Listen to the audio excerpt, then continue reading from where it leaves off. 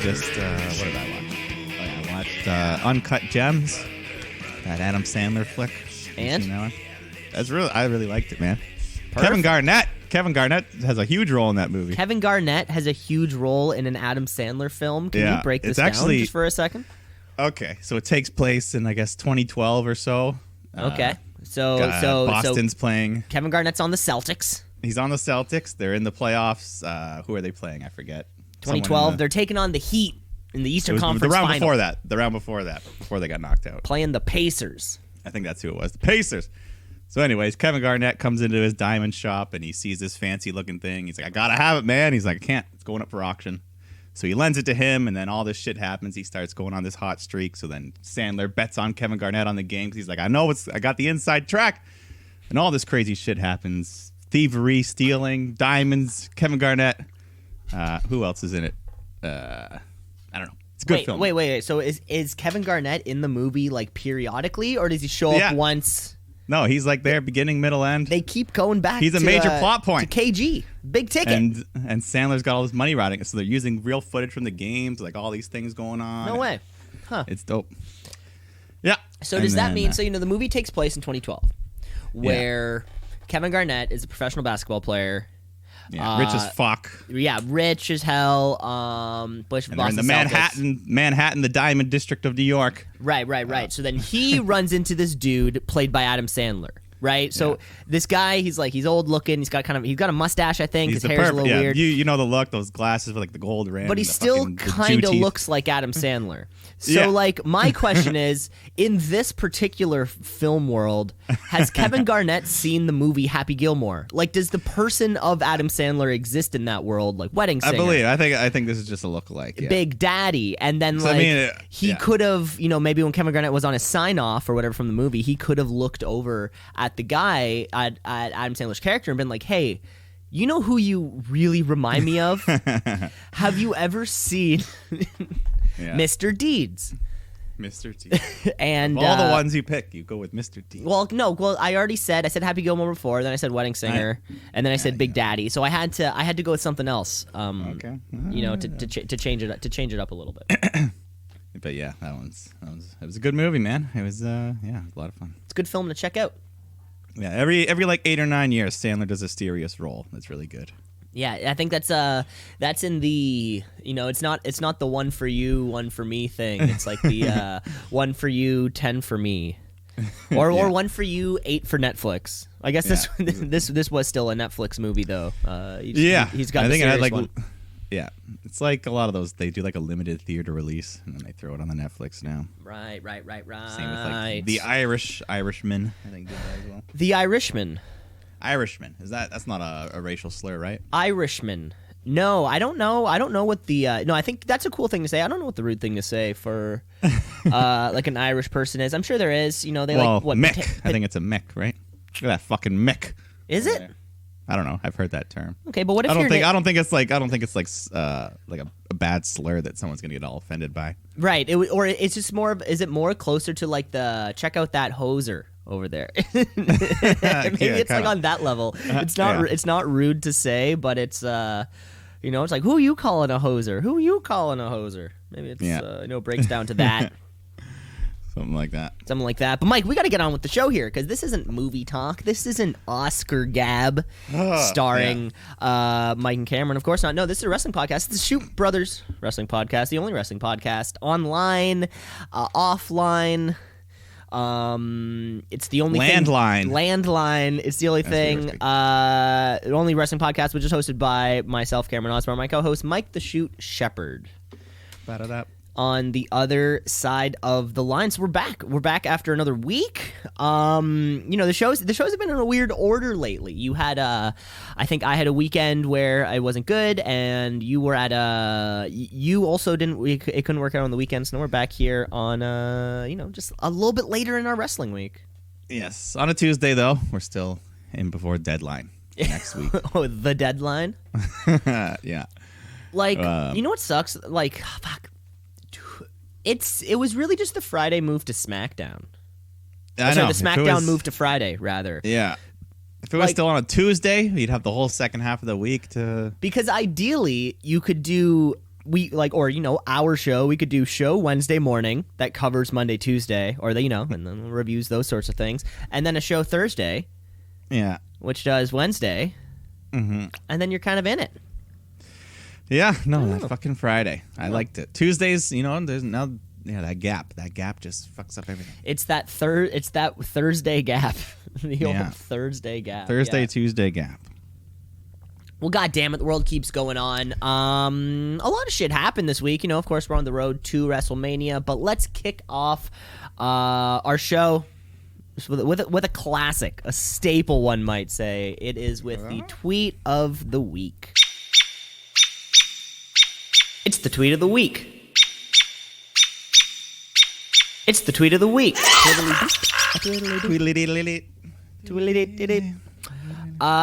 Great. Okay, so just there was some news on some NXT financials, regarding things, and it was reported that WWE makes their deal is $30 million annually from the USA Network. Just for NXT? For NXT, yeah. So just for that, just for that Wednesday night time block, which is about $575,000 a week, which is great, which is a lot of money, $500,000 a week. But this week's tweet of the week champion comes from me, motherfucker, Cameron Thunder Osborne. When Cameron Thunder Osborne tweeted out $575,000 per week, just like your viewership. Whoa! The heat is on. NXT, bring it! I've sent it. You got him. $1 for every. I got him, and you can say it. I'm pulling a Russo. I'm pulling a Russo right now. He put the title on himself. That's okay. I'm putting the title on my lap right now because I got you. I got you. You're allowed. WWE. You're the booker. You're allowed to. If I'm booking the show, bro, dude.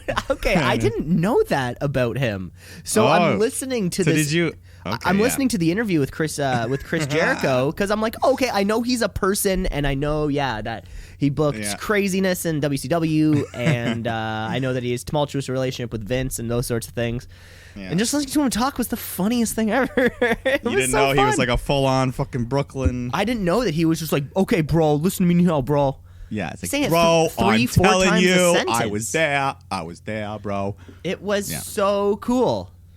It was so cool. That's part of the lore of Vince Russo. It's just, I loved it. He's a character. He's quite the character. He's funny. And it just seems like a nice guy. I don't know. I don't hate him as much as other people. I didn't work with him. So that's a good point. But I'm sure there are a lot of people who did not work with him who are like, Vince Russo ruined WCW. That's also because I was more Team WWF anyway, so I feel like he didn't. I was already. Oh, you had picked your side in the invasion. Yeah, I mean I still followed, but I was like, whatever. They can do whatever they want. I'm having more fun over here. And then they crashed and burned. We can all have more fun wherever we want to be.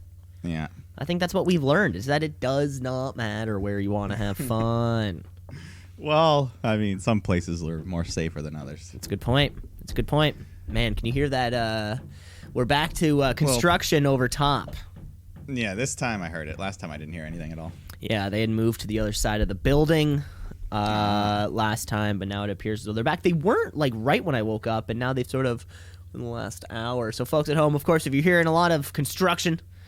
Oh yes, the shoot studio. The shoot studio is being renovated. Soundproofing. We've got high quality microphones. We got all the stuff. We've got a bidet. We got a bidet in the studio. It's not even in the washroom that's beside the studio. It's just a full functioning bidet directly beside where we record podcasts. Yeah. It's a great facility. If anybody else is looking to record podcasts, let us know. Or if you're looking to use a bidet, also let us know. Let us know. Yeah. You want to go around the ring?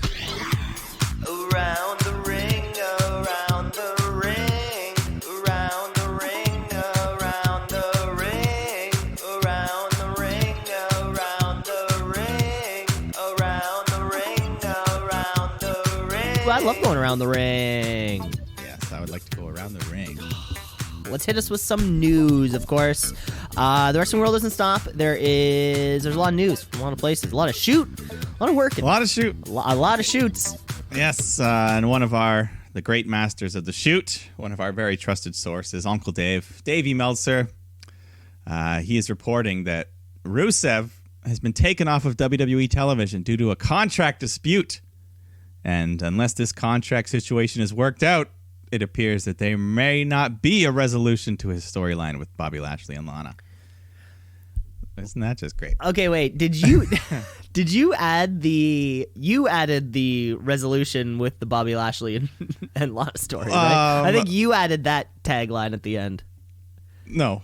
Oh, Uncle Dave Uncle Dave's worried about that? Well, he's just saying. He's telling it like it is. And the weird part is I think Lana just signed like a 5-year deal or something recently. So that's kind of... This storyline could turn into a shoot. It's happened before. Wrestling couples get broken up due to this kind of shit. And then break up IRL? Oh, no. Yeah. I don't want them to get divorced. Well... I have seen if you go on Rusev's Instagram, like he has also backed away from wrestling, which is weird. Like it has like his real name now, and all of his like things are about things that he's acting in. He's doing a lot of acting around lately. The Marine 6, 7, and 8. Wow, they're filming them all concurrently. They're doing like an Avengers thing, and they're just filming them back to back, back to back to back to really keep the continuity. Who knows? You got to think like, are you not stoked on that story in particular? And that was enough. If that was me, that'd be enough for me to leave. Yeah. I don't know. But more stuff from Uncle Dave. Oh, he was hot this week, apparently. Well, this one I personally asked him about. I said, hey, Dave, where's the Iconics? So he said, let me look into it for you. So he got back to me. Wait. Why wouldn't you just ask AC Dirt about this? Kevin, we haven't found him in a while. God so I don't know. Still off the grid. So Dave's a backup. But I asked Dave. He said he'll look into it. And he gets back to me. He says, I asked around a few weeks ago. A decision was made to take them off TV. Mm-hmm. Maybe repackaging. But the idea is that they're coming back. But that's all we know. That's great. So... it gives me hope, but I don't think they needed a repackaging, but just bring them back. Yeah, when repackage could also just kind of mean, hey, work on your skills. New outfit. Mike, I'm sorry, I gotta say it. Well, if you don't let them wrestle, how can they get better? I don't know, you're training at outside of it, I imagine. Yeah. That's how it would work. Yeah, well, that was always their thing for me, too, where it was, on the mic, it's great. Tag champs that are a cohesive team, great, but in their in-ring performance, well, the only always match lacked. Elimination Chamber, I think they were pretty good last. See, I was gonna say maybe the Mania match, but it had a good ending sequence. Then I don't know if that was enough to put over the entire match. Maybe, that'd be great. Yeah, well, yeah, like just have them come back as more legitimate. I think no matter what you say, whether it's in-ring, out-ring, repackage, whatever it is.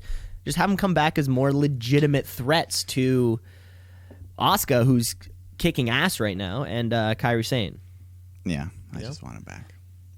I know you do, Mike. I know you do. Yeah. All right. And one last thing. We talked about it last week. Let's talk about the XFL. The XFL is back. Yeah. It was a fantastic weekend of football. Yeah, no, I caught some action on both multiple games there, and no, it was pretty fun. I liked a lot of the stuff they had. The the coaches being mic'd up and all these other things, hearing the plays being called, and I love cool. the point after touchdown. I love that whole thing where like 1 point from the 2-yard line, 2 points from the 5, 3 points from the 10. All that strategies, down late in the game, you can have like a 10-point swing or a 9-point swing on a touchdown. You could. Yeah. I also like the kickoffs. It's something new. But what I was most surprised about is that it looked like fine. It looked good. It didn't look low budget. Didn't look sloppy.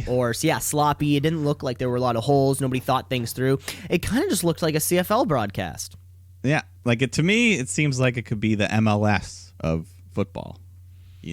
Well, no, but that's what the CFL is supposed to be. Well, I think this could be taken more seriously. I think this could be bigger than the CFL. Because of the whole Canadian stigma, people in America. Just because of America? Yeah, I get it. Yeah. I get it. There's more people. There's more people there watching it. Yeah. But yeah, it really just felt kind of the same. Yeah. And I mean, like, they already have all these MLS stadiums built, so there's your venues. And now, wait, what was your team? Did you win this weekend? Who were you cheering for? I lost. They were up. The Seattle Dragons. We were You're doing also good a Dragons fan. See, you're hopping on the bandwagon of the cool name. No, I just Seattle. You know how many people I've asked and they've said, "Oh, Seattle Dragons." Yeah, that's my name. Well, I have a different reason. Okay. Daniel Bryan. Okay. Daniel Bryan. Daniel. Oh, he's a Seattle Dragons fan. Well, he's a Seattle Seahawks fan, so by association. So he's now, from Washington. By association, he has to like the team because he's from there.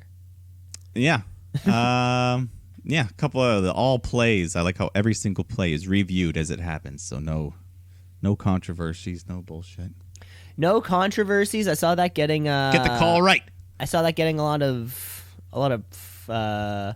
hype on the internet because buddies like using an Xbox controller to review the footage, which is like you can do that with any computer, and they've been doing that in replay for years. You can control cameras with PS4 controllers. It really doesn't matter, but like it got a lot of, I guess not many people knew that, so when they saw that, they were like, "Yo, this is sick.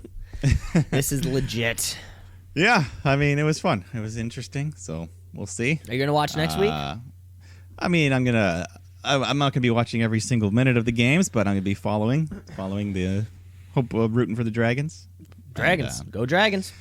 And either way, I mean, once the championship game rolls around, I'm sure I'll watch that just to see. Yeah, definitely. Well, you know, it's only a month and a half away.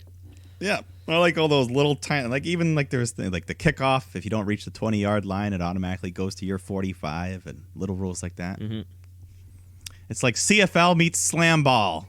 That's what we always wanted. We want football, but we want it to be more kind of like slam ball. In the sense that the rules are kind of different, but not really. Could you imagine a slam football where like the whole field was a trampoline? No, I don't think the whole field could be the trampoline. I think if you would need like 10-yard gaps between trampolines, so you could jump. You could jump from trampoline to trampoline. Yeah. Yeah. What would a down? But just imagine like a 30-foot high tackle. A guy jumps up, and then another guy. Breaks his neck on the way down. Yeah. Do you remember the way that penalty shots, or sorry, no, like just if there was a foul, or I guess a penalty in slam ball. Do you remember what it was? It was just like 1v1. It was just 1v1. Two guys. The guy guards the rim, and you just try to dunk on him or whatever. Pretty much what it was. One guy started beside and jumped up, and one guy kind of got the running start and jumped up, and it was just who could put you on a better poster. That was the entire point of it. Yeah, what a fun little thing. It was a lot of fun. It was fun. It was fun. Yeah. So, Mike, what kind of wrestling did you watch this week? Everything. You watched including NWA Power? No. The Big Four. You know, in all North American sports is always about the Big Four. The Big Five. We need to. Who's the fifth? NWA Power. Well, then how do you feel about New Japan, Ring of Honor, Impact? Rounding up that top 8, baby. Okay. The Hateful Eight. Rounding up that Hateful Eight, babe. Well, let's go back to Wednesday Night Wars. Is that where we're going? Is that where we're starting? Go for it. All right. It was another great week. I think it was a good week. AEW won. I know that much. Yeah. Well, they're undefeated in 2020. I'm pretty sure. So baby, the hot streak's going. Baby. And AEW, All Elite, they coming for you, Vince. Better watch out. It's too sweet. One of the hottest guys in the company, John Moxley's out here taking on Ortiz. And every week, Moxley changes eye patch again. This time it's like a bit more triangular looking. I don't know. I hope he changes it every week. That'd be funny. I think this one kind of strapped onto his head. Yeah. You know, like it's not going anywhere. Next week, have like a Mankind like leather thing holding it on. No, that'd be cool. But this was they mentioned the first singles match for Ortiz since 2016, and Santana was just there on the outside being a thug. It's a long time. Jeez. But anyways, eventually Moxley beats him. He hits that. I'm gonna call it the dirty deeds because he didn't elevate him all the way. Gets the win. Then he pulls out the key to his Ford GT and he threatens to stab Santana in the eye. And then he does. An eye for an eye, he says, as the camera caught it on his face. Yeah, vicious. Caught it. Camera caught it. Yeah. Oh, good segment. So, I think they go backstage later on. He's all bleeding from the eye. He's all pissed off, and Jericho's like, "How could you stab someone in the eye?" Yeah, that was a great line. Jericho said it like 2 or 3 times to really push it, really sell that. Like, what kind of person would stab a person in the eye? That's a terrible thing to do. And that person is a shitty person. Yeah. So this is some good shit. Some good. That's like speaking of NWA, that's like some 80s NWA stuff. Just gouging people's eyes out? Eye gouging. Oh, yeah. eye Dusty play, Rhodes. of course. Eye play. Yes. Let's go on to some tag action here. SCU taking on the Best Friends. And Orange Cassidy, of course, is there.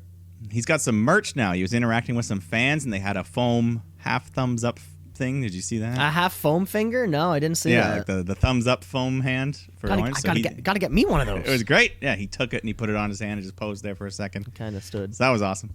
And then at one point, everyone's taken all out. Everyone's on the floor. So Orange Cassidy just goes and lays down next to them. Everyone loves this guy. Yeah, that was a fun spot. That was a fun spot. Yeah, these matches are being built around Orange Cassidy now. Yeah, there was that fun spot, eventually, and then he has the fun spot at the end of the match too. Also, yes. After the match is over. Yes. So as best friends, they do their big hug, but then JR's like, "Oh, it's gonna cost them," and he was right. They were too focused on hugging. So SCU picks up the win. And then after the match, the Dark Order comes running out. They attack everyone in the ring, and they do their little pose. And then Orange Cassidy rolls into the ring for a big standoff. Evil Uno pulls out a mask to offer to him. And then he just puts his hands up in the air, shoves them in his pockets, so they attack him. He's too cool for this. He's not doing the Dark Order. Too cool. They do that. Then they do that camera angle or that camera cut every single time. Whenever Orange Cassidy does something big, or whenever the Best Friends do their hugging bit. Oh, it's like when it's super zoomed in, and as they do it, like you zoom out, it like really quickly zooms out, like almost a little too fast. It's very jarring when it happens. It's like they're kind of going to like light force or light speed or something. Yeah, the warp speed. So they beat up Orange Cassidy. Christopher Daniels comes out to make the save, and then Evil Uno just calls off the rest of the Dark Order as they're still teasing this. They're trying to recruit Daniels. They want him. Yeah. And then Britt Baker, she comes out, does another heel promo. So she's full-on heel now, and she's taking on Yuka Sakazaki, who we haven't seen in AEW since Fyter Fest. So her Dynamite debut, I guess. And she did well. She did well here. I was a bit surprised. They had a good back-and-forth match. Britt's trying to get the lockjaw applied. But Yuka escapes and rolls Baker up with a crucifix for the 3 count. So a bit of an upset here. But the big heel Britt Baker, after the match, she grabs the ring bell and nails Yuka with it. And then she shoves her mouth on the bottom rope and then just curb stomps it a la American History X. And then, Yuka just has blood and pieces of broken teeth come out of her mouth. Yeah, I wonder what they did there. Like, they really, she was bleeding and then she's pulling out teeth. Yeah, I guess they just did the quick, whatever Asuka does for the Green Mist. I always wonder how they do that, because she was, she was pulling them out as though they were, super rotten. And she was one by one, just oh, there you go, there's a tooth. And then after she's bleeding, Baker goes and shoves her fingers in her mouth doing the lockjaw, just to rub it in. Yeah, the lockjaw. Is that what they're calling it? They need a new name for it. They need a fun dentist name for it. Because the lockjaw, everybody knows what that is, right? So what's wrong with it? Isn't that, it's mouth related? Isn't that, no, okay, no, you're right. You're right. In your jaw. I guess maybe I'm thinking more like when Bray Wyatt does it, it's the mandible claw. Yeah. Aw. Maybe I'm just I'm hearing the sounds. I'm like, it's too much of an awe. You're in awe. I'm in awe. Yes. Yeah, I hope Britt Baker keeps going with these dentist puns. Maybe her knockout, spinning kick or something is called like the anesthesia or something. There's a lot of places that we can go with There's puns. a lot of dental puns we can do. Yeah. How many dentists have there been? Only a couple. Right? Didn't Kane play a dentist or whatever? Glenn Isaac Jacobs? Isaac Yankum. Another good one. Yeah, that's a real name. That's a realistic name. It's not terrible because you kind of get it. Yeah, I Yankum. Yeah. And then Britt Baker's promo segments can be called like the dentist chair. Yeah. Or the waiting room. Remember? In the background. Just have like noises like exactly. Drills, that make can be people cringe. Part of her theme. That when she comes out, she's like, even more heat. Just not even music, just terrible noises. Even more heat because they tried doing that with what was that with the Corey Graves' electric chair. Oh yeah, remember that lasted for a week. It literally lasted. It literally lasted for 1 week. That's not what I'm saying. But they had the. What a reference! Look, deep pull. I know, deep pull from 2 years ago. But they had, at least they had the electric chair. Like they kind of went all out for the chair. Yeah, it was totally not worth it, and they had no reason to abandon it. Yeah. Well, didn't someone throw the chair? Probably Braun Strowman or something. I don't know. He probably just flipped the chair. Okay, so segment over. Yeah. Segment can never come back. So Britt Baker. I'm liking it. It's better than what they were doing before. She was just kind of floating around. Mm-hmm. She was a dentist, but a babyface dentist doesn't really work as well. That's true because nobody likes the dentist. No. Even if you got good, nice teeth, you still, it's a bit of a pain going. Exactly. You go and they're going to, mess around. They're looking in your mouth. It's a very vulnerable, uncomfortable place to be. Your mouth is just sort of open. It's wide open. They've got they've got really pokey things in your mouth. It's, so. My dentist is a talker. He loves to talk, and I can't really talk back. So where do you go? Do you go up there to the 404 Dental? That's where I used to go. No, I go down to, I don't know, I forget exactly. It's like near Uxbridge. Oh, okay. There's like 2 dentist offices right across the street from your house. There's a bunch of Newmarket. I've like been going right to the same across one from you. Yet you drive. I've been going there for like 20 years. 35 minutes away. Yeah, only once a year, so no big deal. It's the way it goes. Let's move on though. Enough dental talk, Britt. Let's move to the butcher shop because we got the butcher and the blade. Another great segment name. See, all of these things exist. If you want to give the butcher a mic, welcome to the butcher shop, bitch. So they're teaming up with the Lucha Brothers to take on Hangman Page, Kenny Omega, and the Young Bucks. And, of course, the dissension between the Elite continues. The 3 of them, they come out, and then Page, he's kind of coming... Or wait, no, he comes out first on his own, just looking disinterested. And he's just like, what the fuck are you guys doing? Let's go. Because I think he renounced his Elite ship like a while ago. In amongst that... maybe like the Jericho feud, honestly. Well, either way, they still want him to be their buddy. So, but he's he's like whatever. So the other three come out. They're all posing. They love it. But we got a great match, of course. All this talent here. Omega and the Bucks are doing all these triple team moves, and Paige is just kind of watching from the outside. Everyone's flying all over the place. We get some cowboy shit, and then later in the match, the Bucks they want Paige to tag them in, but he refuses. And it ends up costing his team as Pentagon and Phoenix hit their package pile driver foot stomp combo for the win. So after the match, the Elite, they argue, and then Paige just leaves and drinks beers with the fans. That's all he wants to do. That's all he wants. That's all he wants to do. We're sticking with the hold my beer thing. Hold my beer, bro. Yes. He's still the tag champ. Kenny's in this middle thing here. So Tony, after the match, Tony Schiavone goes to interview Kenny Omega in the ring. But Pac appears on the screen, and he threatens to hurt Riho unless Kenny accepts a match. So Omega says, fine, you got it. Which they later announced will be a 30-minute Iron Man match in 3 weeks. That's cool. I think that was one of the things. Remember when AEW came out, when it started? That was like the first thing we noticed. Or one of the first things that I noticed was this match has a 30-minute time limit. And then, of course, there was that Cody match that went to time, and that was a big issue. So cool. We're getting another long match. Yes, the first Iron Man match in AEW history. So has there ever been like and like for story purposes a 30-minute match, like an Iron Man match, an hour-long Iron Man match, but it ended in like 5 minutes? Like you know, to emphasize that the winner is so dominant.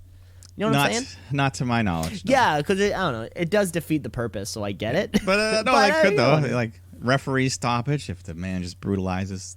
Yeah, badly. Exactly. Yeah, then it's like, possible. I don't know. Yeah, because then I guess you win. Oh, I don't know.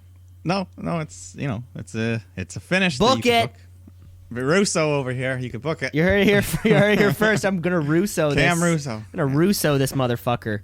Wasn't there like a Viagra on a pole match or something? Yeah, there was many of those things. Yeah, it was something very specific and sexual and weird on a pole. Yeah. But so they announced this Iron Man match, and then after Riho's still there, and Pac leaves, and then Nyla Rose shows up, power bombs Riho onto the table, which doesn't break, and they will have a title match next week. Riho taking on Nyla Rose. Oh boy, wasn't this the inaugural match for the title? Wasn't that what this was? Yeah, also? Yeah, back in October or whatever there. So Nyla Rose, she kind of disappeared for a bit, but here she's back. I don't know. Seems like they want to keep her pushed near the top, so we'll see. We will see. It was Viagra on a pole match. There was also a Judy Bagwell on a forklift match. Right, on the forklift, yeah. Yeah, where Buff Bagwell's mother. Yo, that's so cool. There's so many. That's so cool. What happened to Cool Stips? Don't even. Whatever happened to what was it? Hell in a Kettle? Well, we thought this Baron Corbin feud. That's where it's going. That's where it's going. We are it's not over yet.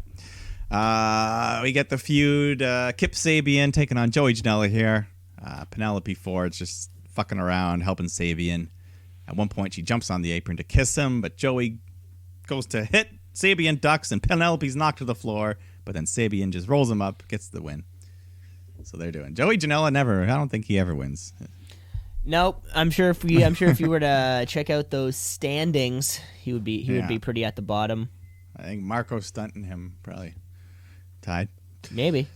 And then one of the funniest parts of the night, we go backstage. Hangman's being interviewed when the Bucks come up to asking him, they're like, "Hey man, what's your problem, man?"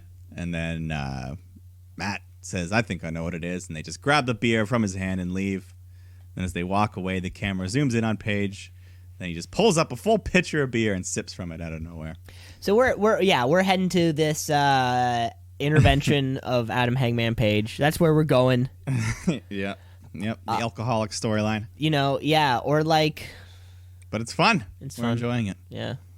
And this visual comedy, it works. It could be cheesy, but it comes across well enough that the crowd likes it. Yeah, crowd's into it. Pitcher of beer out of his pocket. Crowd's into it. Yeah. But now let's go to the main event. We knew this was one of the stipulations that Cody has to go through. His 10 lashes. So MJF comes out. He's got his associate Wardlow with him. They bring out Cody Rhodes because, yes, it is time for those 10 lashes. So Cody removes his shirt, and MJF makes Cody remove his belt as well so he can use it to strike. So as soon as he said that, so there's this odd psychosexual thing going on between MJF and Cody where MJF wants to dom over Cody. He wants Cody to sub to him. I think using Cody's own belt is really that dom person coming out. I think. Sure. This is how I'm perceiving. I was watching this. I was watching this happen. You can take it. I mean, he puts on it's doms and blades. subs. We all know what's going on here. We're all adults. Butcher in the Blade. He borrows the guy's mask when he does this. See, exactly. It's a little weird. Yeah. So they did. This was awesome. I love the way they drew this out. He hits it with his first lash. He's taking his sweet time in between, and you can instantly see these welts. He wasn't fucking around on this thing. And then a bunch of the heels, they come out to watch on the stage. We get some more lashes. You can hear this thing whipping. Arn Anderson comes out to coach Cody to get him through it. We're up to 5 lashes now, and then You know, Cody, you can see the pain it's going through. So his brother Dustin comes out to give him his support. And he's like, I'll do it. I'll take the rest. Give me the next 5. MJF says, nope, not the rules. So he gets up. We get 2 more lashes. We're up to 7 now. The Bucks come out. His back is red and raw. I like the way the crowd is like slowly rallying around the ring, building up. Cody, though, he's not quitting. We get up to 8. And then Wardlow, he wants a turn. He wants a shot. So MJF gives him the belt, and he fucking nails him. Big ass smack on the back. So now Cody, he's down. He's crawling on his hands and knees in pain, but he's still got 1 left to go. Crowd's chanting for Cody. He's fucking passing out face down when Brandy comes out. Straight up Brandy. There's no more Nightmare Collective Brandy. We dropped that, eh? AEW's, we'll get to that. AEW's first dropped storyline. Wow. Yeah, so she's out here. She's got tears in her eyes. She's like, come on, 1 more. We can do this. So Cody gets up, and then MJF gives him the final shot right across the chest, right over his dream tattoo.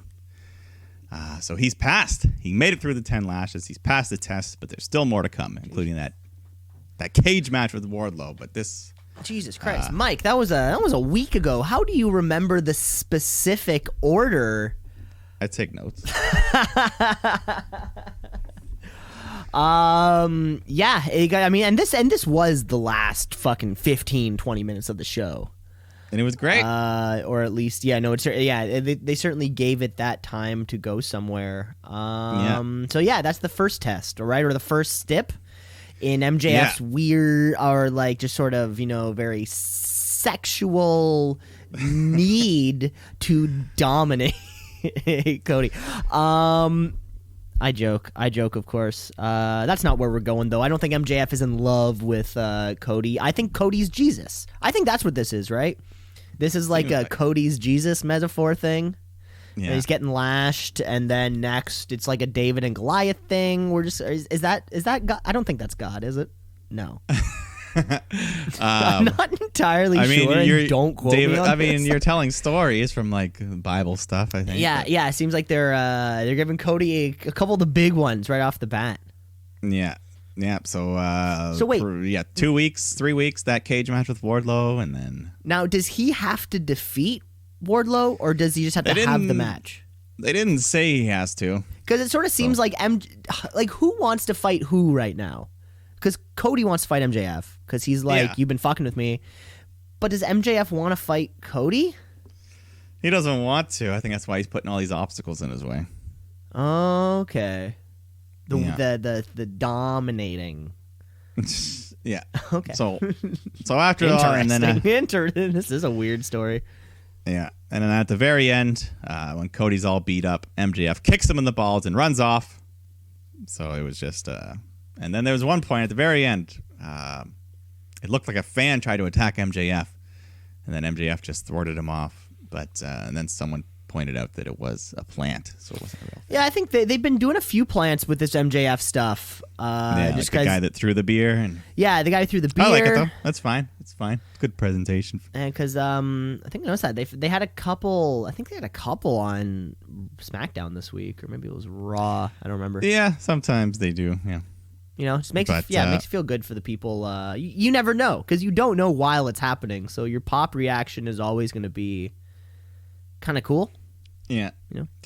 And then stuff that kind of happened outside of Dynamite and things like that was just Brandy doing these like therapy session videos with herself, and it's just kind of basically their way of ending the Nightmare Collective for now, at least. Like at the end, she took her outfit and burned it, and like is she like on Instagram or on YouTube or whatever? Yeah, various places like that. I just saw. You know what? I didn't see that, but that's I wish that's great. Yeah. And then, last week I told you when they wrote off Awesome Kong, they attacked her and stuff. So it does kind of seem like they're disbanding for now, quietly. Quietly but legitimately. Yeah. AEW puts out so much content that's outside of their Wednesday night 2-hour chunk. It's kind of like, hey, it can still live within that world if it's like, what happened Nightmare Collective? Oh, well, Brandy went to therapy and they showed it, and here's the proof of it happening. Not just... Remember somebody said in a promo that Brandy went to therapy, and he was like, here it is, it's happening, which is fine. It wasn't working. No, so It wasn't. yeah, we'll see where it goes. Speaking of writing off, no, I can't say that quite yet. Okay. Well, then, should we just move on to NXT? NXT. What does it mean? I don't know, but it's some good wrestling. So NXT. Watch and see. Gotta tap out a count out of 1, 2, 3. So the Broserweights, the new Dusty Cup champions, they come out. They got this golf cart. Matt Riddle's is loving it. He's driving, and Mauro Ranallo just makes more weed references, like, should he be driving? Or things like that. So the Broserweight mobile, they're fresh off. Oh, yeah, Mauro Ranallo. He's like, fresh off the Super Bowl. Riddle knows a thing or two about bowls, blah, blah, blah. I love those weed. So anyways, they cut a promo about their tag title shot coming up. Fish and O'Reilly come out. They say, screw Portland, let's do this right now. But Roddy Strong stops them. And then Bobby Fish says, yeah, we got bigger fish to fry. So Matt Riddle says, ha! Bobby Fish just said fish. Riddle me this. How much fish could Bobby Fish fry if Bobby Fish could fry fish? See, I fucked that up. how many fish could Bobby Fish fry if a Bobby Fuck. See? That's no one's How stuff. much fish could Bobby Fish fry if Bobby Fish could fry fish? Yeah, that was pretty good. Fish?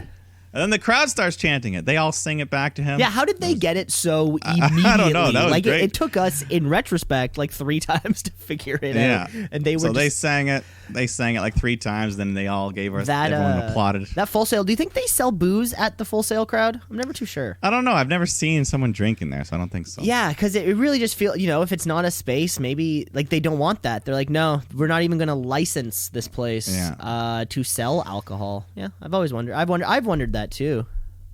Yeah, okay. So that was fun, though. Everyone chanted. Everyone said, bro. And then at the end, he said, we're going to smoke the Undisputed Era. They want the smoke. I guess they're really pushing this Matt Riddle is high as fuck thing. So, like... If he wrestles at a WrestleMania in a legal state, I would love to just see him come out smoking a blunt. They're in an open-air arena. That'd be great. Well, so my next question was... It's pay-per-view. They can do whatever they want. My next question was, so, like, if NXT is rated PG, let's say, right? Or, I guess, like, if you're smoking weed, if weed's not a drug, like in Canada, if weed's equated with alcohol, you don't have to rate it, like, 14A for occasional drug use? It's just, like, PG for legal substance use? Yeah, I would think. You know what I'm saying? I don't know. I wonder because I don't think weed's legal in Florida. I don't know much, or like I feel like what I do know about Florida is that they're probably not the types to legalize weed. No, but they're crazy in many other ways. All right, let's go on here. Let me see. Yeah, I'll skip a couple of these little things. They're not as important. The backstage, Undisputed Era are looking for Ciampa. They press Kushida, so they just kind of beat him up, and it's kind of just happens throughout the night. They're just looking around the arena for Ciampa, and they can't find him. And then, eventually they're looking around, and then Ciampa just kind of pops out from the back of a truck, starts taking out Undisputed Era one by one.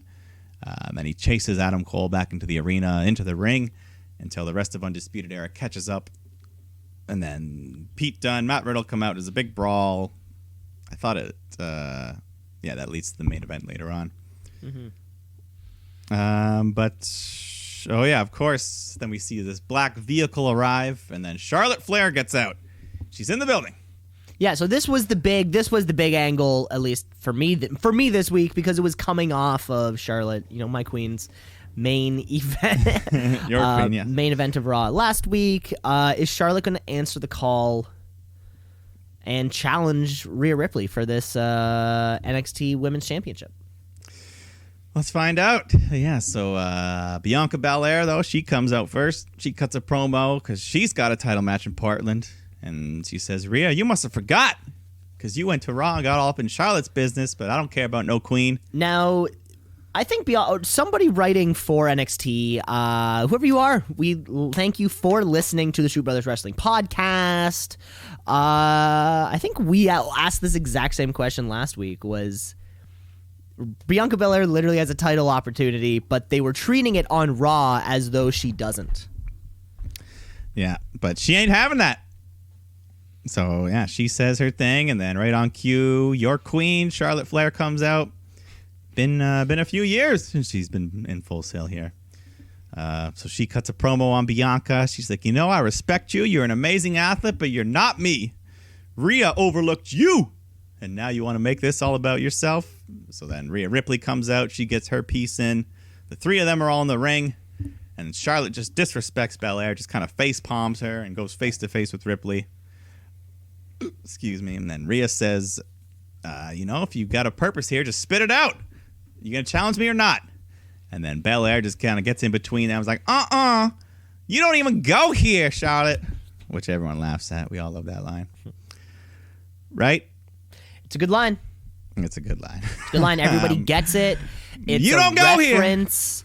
Yes. Mean Girls. The EST of 93 was probably like 9 years old when it happened. So for her, this was a generational film that may have moved along with her through her young womanhood.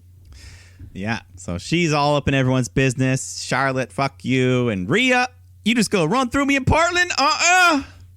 That's how she talks. Yeah, you can tone it down with those very specific accents. Girl! I get you're excited and you're trying to convey the message, but no. And it's in Portland. So at Mania, it's going to be Charlotte and Belair, baby. But Charlotte says, Bianca, this is a conversation for champions, so just go stand over there and fix your braid. Woo! Woo. So then, that was too much, though. Ripley says, whoa!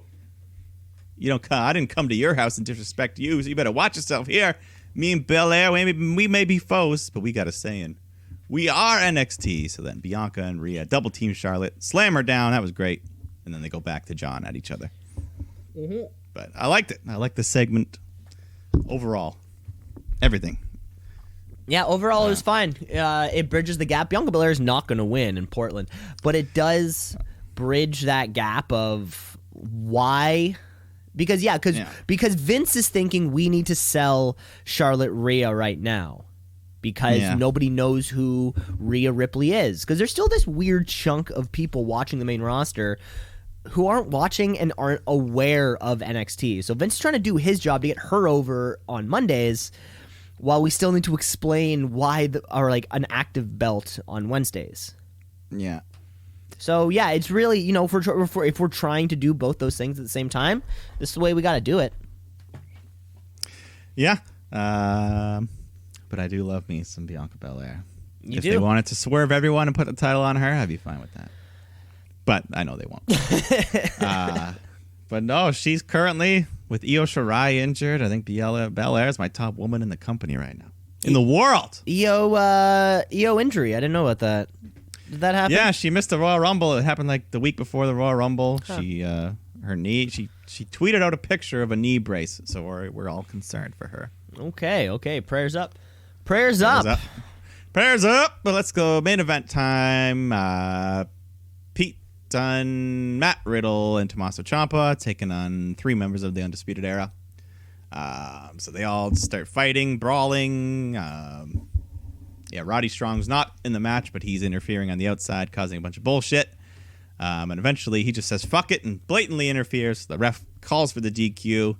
Everyone's fighting. Undisputed Era is beating everyone down.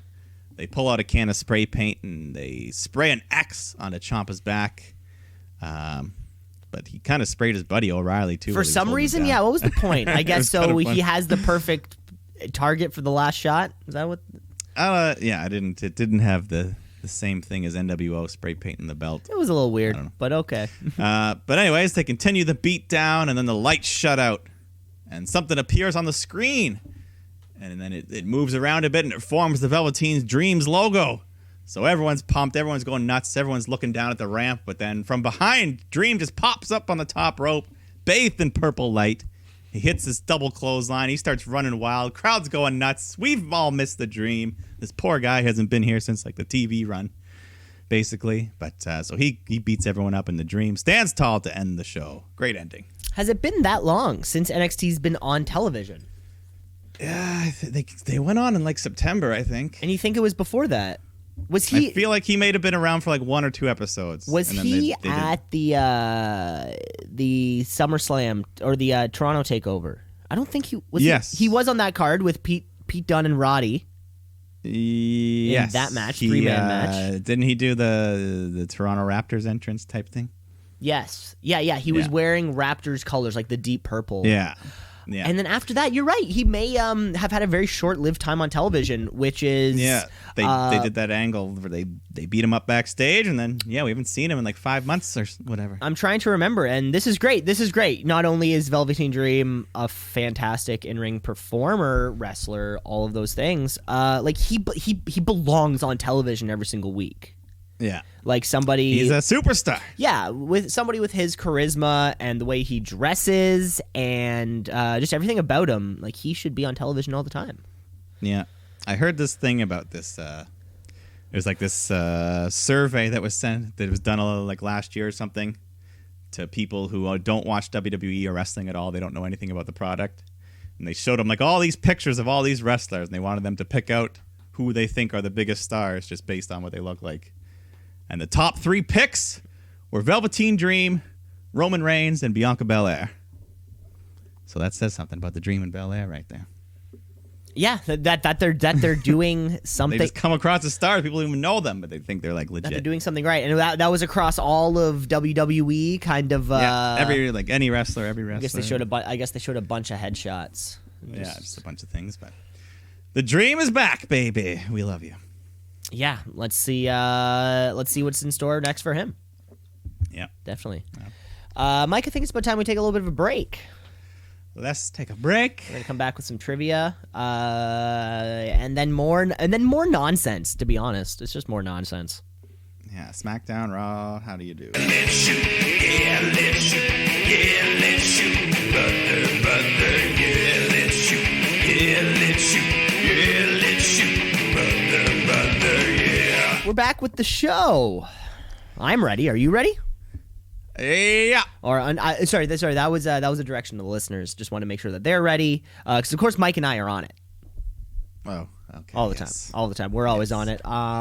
We're back with the second half of the show. Of course, the show keeps rolling on, but we have to kick off the second half of the show. And what better way to kick off the second half of the show than with a little bit of trivia? Trivia. Woo! Trivia. I've got 4 questions for you this week, Michael. I will give you 4 as well. Oh, no. Okay, how about you start it off? Okay. Well, this week I didn't go super creative.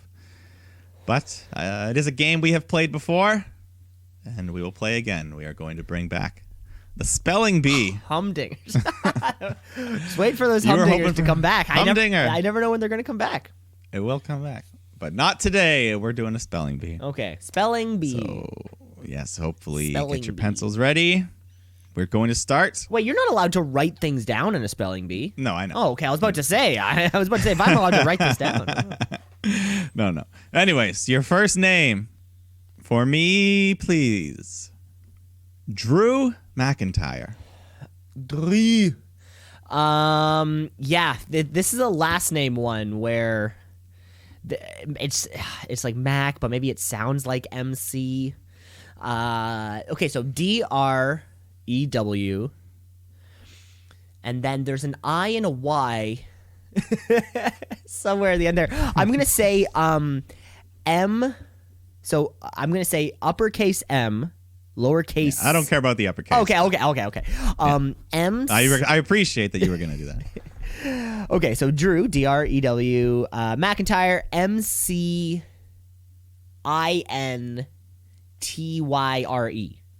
You got it. McIntyres. See, I actually didn't realize the Y. I thought it was IRE for a long time.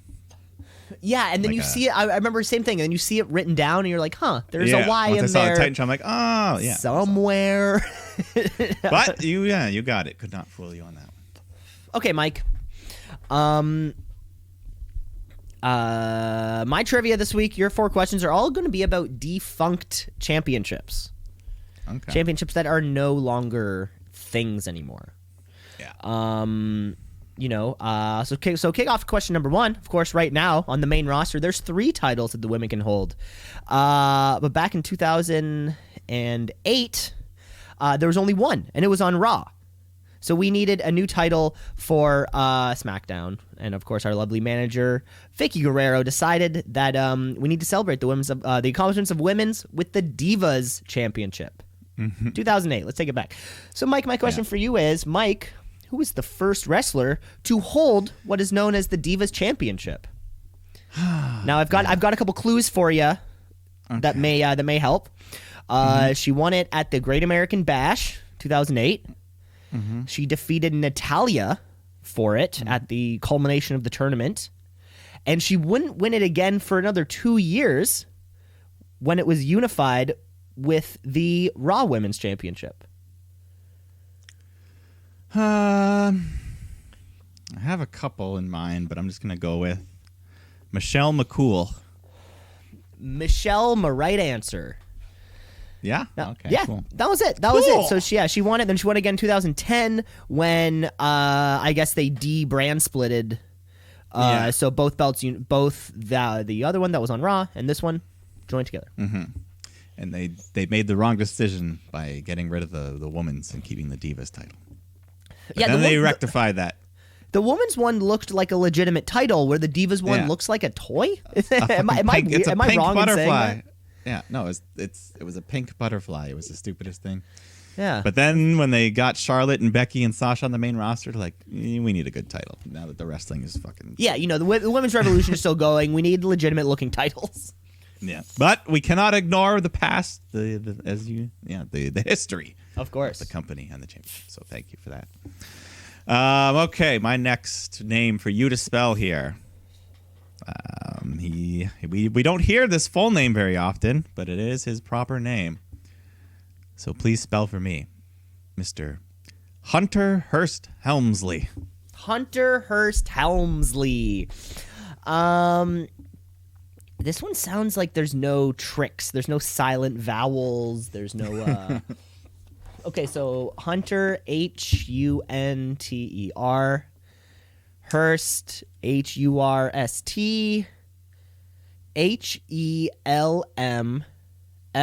Helmsley. You got the first and the last correct. No, but what did I get wrong? Hearst is Hearst. Hearst. God damn it! Yes. It did have a trick in there.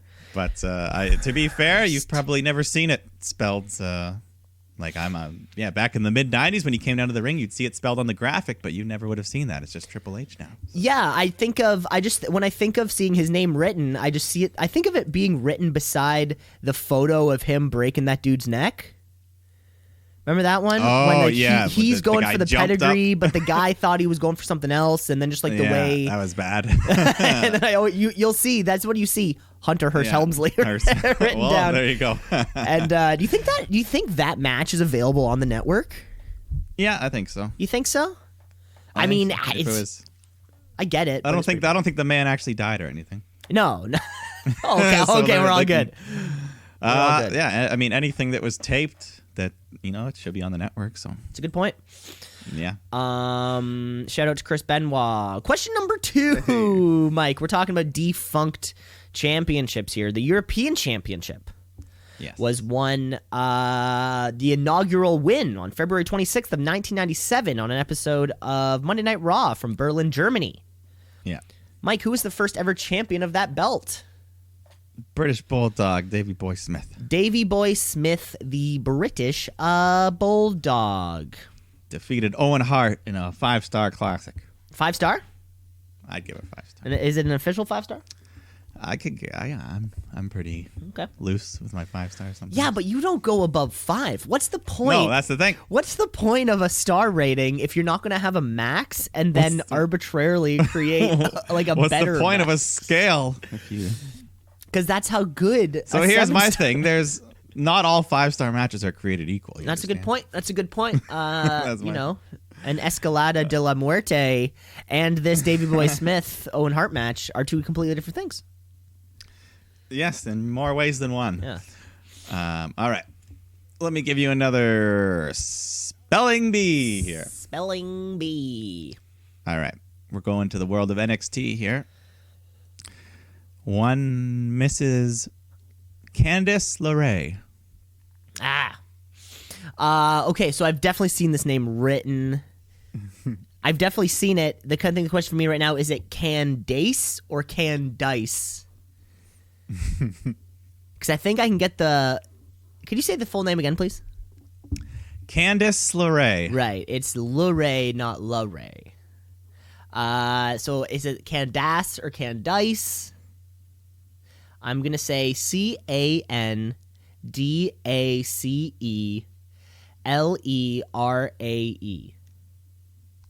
It was Candice. Damn it! LeRae. I knew. Oh my god, this is two of them here that get me on little spelling flippers. God damn That's it! the fun of the game. That's the fun of the game. I don't know why I feel like I took a risk because I was like I feel like it's Candace but not the way you think. That was wrong. Yes, I'm just the host. You're just the host. You literally can't change somebody's name. You're not Vince McMahon. You can't change it from. Wait, did someone get a name change last week or this week? Yes, Buddy Murphy. Buddy. Is now just Murphy. No more What Buddy. happened, Buddy? No. Just Murphy. Murphy. What? I don't get it. Jesus, Murphy. Vince McMahon just gets an obsession. He's just cutting names down for no reason. And then a year later, he's like, okay, you can have it. We have it back. Fine. It's like a test. Like they've never done that to Roman Reigns or Seth Rollins or. Yeah, that's what you think. Like Kevin, like a lot of people classically have 2 names. Mm-hmm. I don't know. Yeah. Okay, your turn. My turn. Question number 3, Mike. You know, we were just talking about the European Championship, and it was always circling around the same championship scene as the IC title back in the day. It's like just a notch below. Just a notch below. But plenty of good names. Plenty of good names. And you know what? This title was often held by the same person. These 2 titles, when they would be kind of secretly dubbed the Euro-Continental Champion. Yeah. So it happened 4 times. That happened to just 4 different people. Yeah. My question for you, Mike: who are the 4 Euro-Continental champions? All right, we got Kurt Angle, D'Lo Brown, Jeff Jarrett, and there's one more.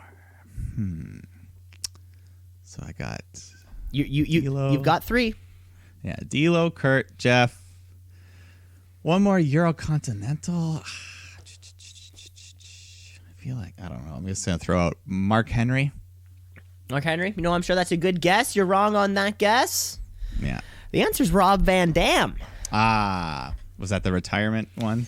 That is correct. So I guess it was that's like why. See, he was like for like a second. He the was very final. You know what? I mean, if you want to call a technicality, we can call it technicality. No. But you know, this is an unofficial title that exists anyways. Yeah. He won it in the unification process. But yeah, you went up. I've never heard of D'Lo Brown before. I had to look that guy up.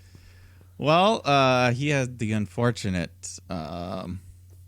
He accidentally paralyzed a man in the ring, and it kind of derailed his career a little bit. Oh, I didn't know about that. Eek. There's a wrestler named Draws, and like he went for a running power bomb and kind of slipped, landed on his head, and it's basically the only footage, along with the Owen Hart fall, that WWF has never aired from a match that was taped or whatever.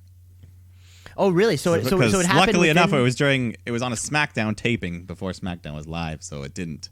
The footage never made it, but obviously the people in the arena all saw it. Oh, okay. And then he was, he was paraplegic, quadriplegic after that. What?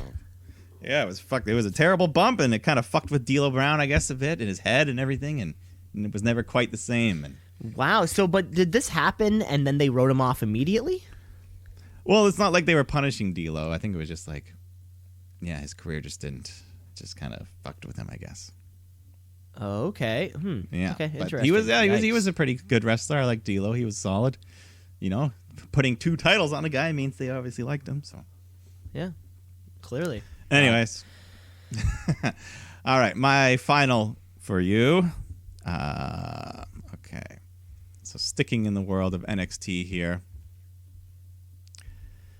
I would like for you to spell Isaiah Swerve Scott. Swerve Scott. Isaiah. How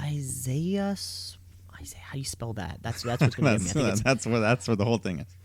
yeah, no. I think I can get the other ones. ISIAHSWERVESCOTT. Isaiah Swerve Scott. Very close. The Isaiah What? is tough. Yeah, it's ISAI. God damn it! Yeah, God I know. damn it! It's I tough. missed that It's one. tough. That one I put I could for see the it end. in my head. I could see it in my head. Isaiah. Yeah. That's where the A sound comes from. Yeah, that one I ranked as the hardest, so I put it. God damn it! But always Damn fun. it. Always fun. Always fun. Yeah, always another round of trivia. Spelling bees. Okay, Mike, I do have one more question for you before we can wrap up this week's trivia. Yes. You know, of course, yeah, we said before, 3 women's titles currently. Women have always been a staple in the WWE, but there were actually 2 separate occasions where, for an extended period of time, there was no women's championship.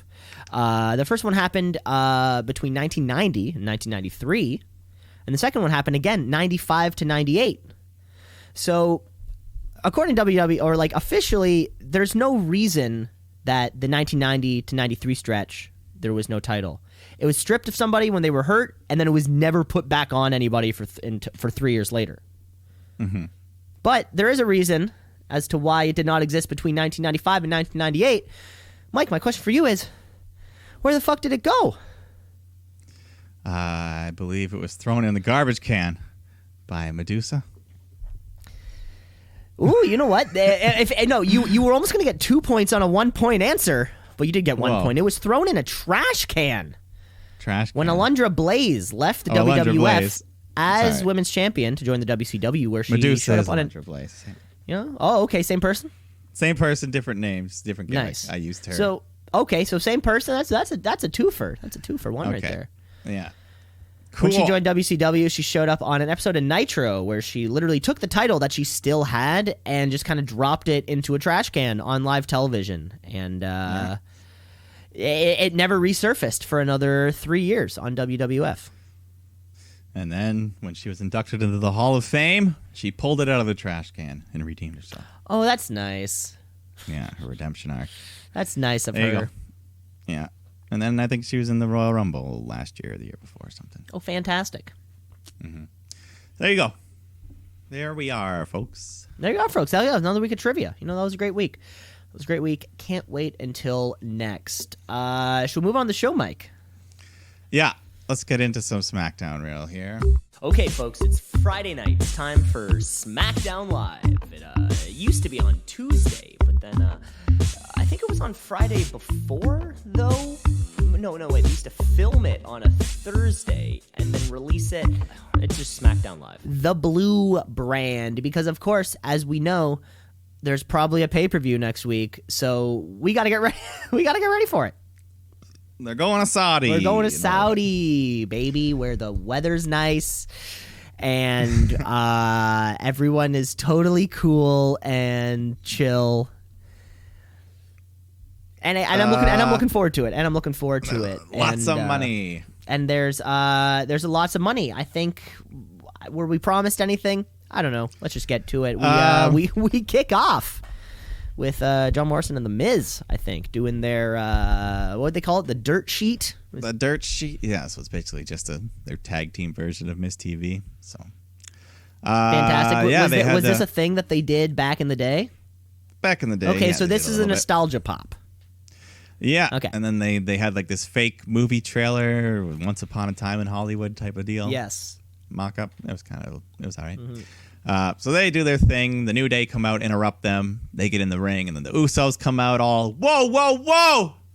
They love that shit. Then Ziggler and Rude come out because they're another tag team. So Usos. Wait, so that's the reason? Because they're another tag team?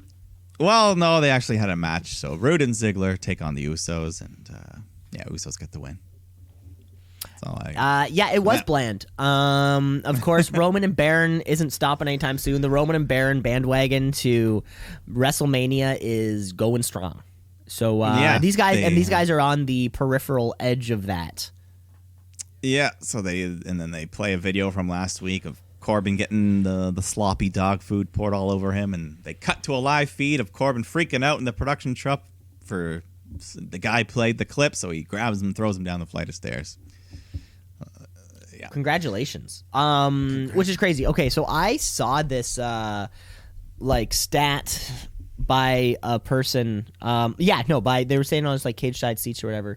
So out of Baron Corbin's last 41 matches, 39 of them have involved Roman Reigns. Whether it is a one-on-one or this peripheral thing also with Sheamus and Cesaro, why not Sheamus? Why am I looking at? You know who I'm talking about here. Yeah. Bobby Roode and Dolph Ziggler. That's who I'm talking about here. Yeah. I think at least that side of this has to be done now, right? Or at least the Usos, Ziggler-Roode thing, because the Usos need to get back into being legitimate tag threats. They should be on that same level as John Morrison, The Miz, New Day. Yeah, I mean, now that's this was a clean. We say it every fucking couple months. We say let's fucking elevate this tag division. It was a clean win too. So yeah, I don't know. Let's do something with these. Well, yeah, because I think the match that we actually end up getting is Elias Corbin, Cesaro. Yeah, wasn't Elias, Corbin there in some capacity? Well, so I think after. So Elias beats Cesaro with his beautiful Macho Man elbow drop. Yeah, so it seems like this is his new finisher. Yeah, I think it's great. One of the best looking elbow drops. He had that other one, the drift away that just kind of looks like a crossroads. I think it was kind of very similar to Nikki Cross's thing as well, her swinging neck breaker or whatever. Yeah, just kind of something like that. So they switched it up. Elias had one great line here where... okay, let this it was we're getting a little face Elias right now.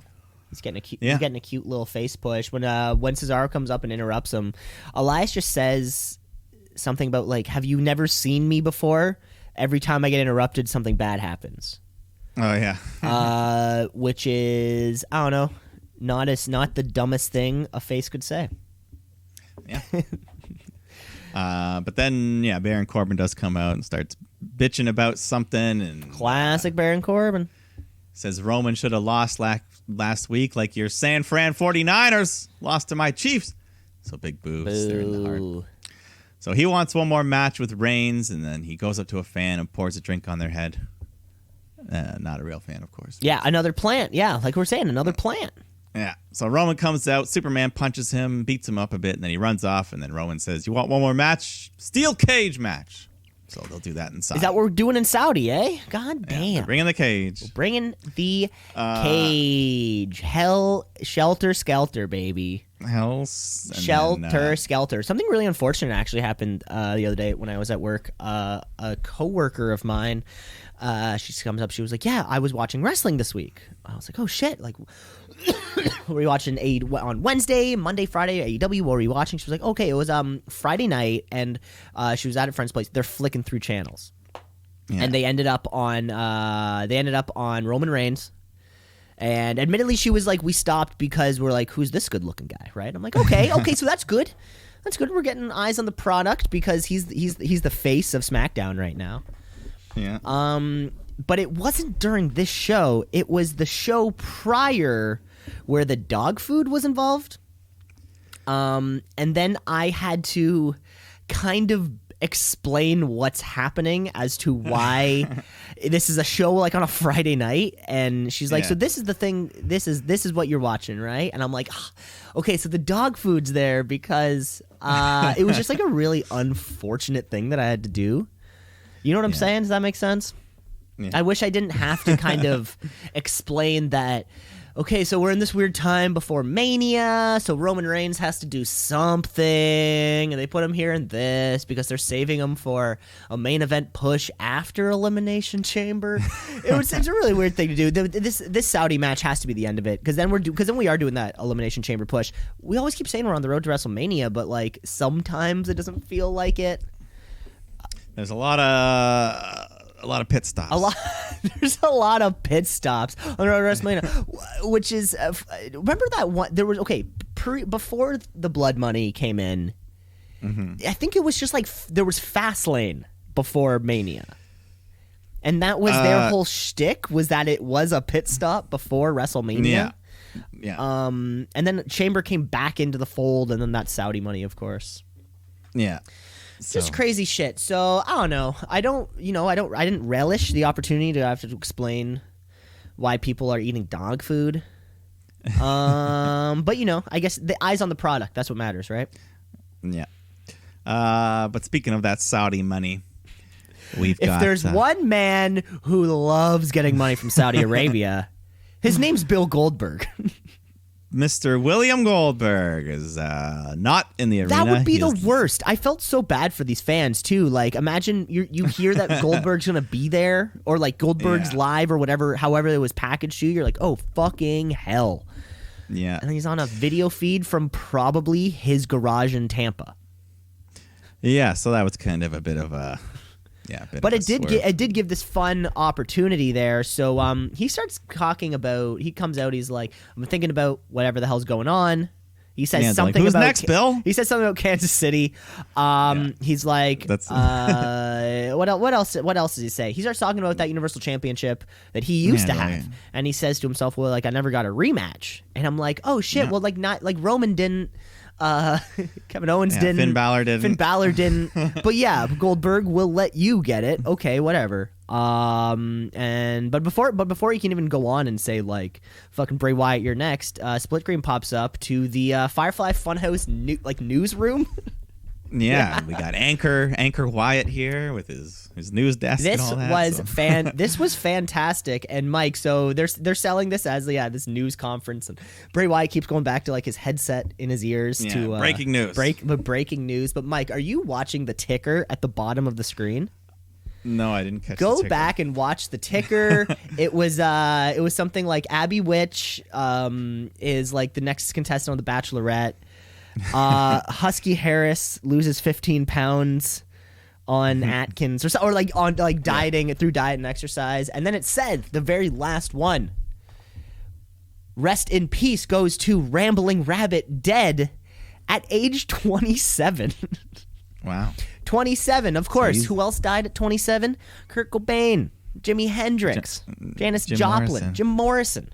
Another legend gone too soon in Ramblin' Rabbit. Wow. Did not. Yeah. That's all he gets is a little ticker. He gets a little ticker. He didn't get one of those graphics like 2018 to 2020. No, didn't get the in memoriam at the Oscars though. You didn't get the full package. Yeah.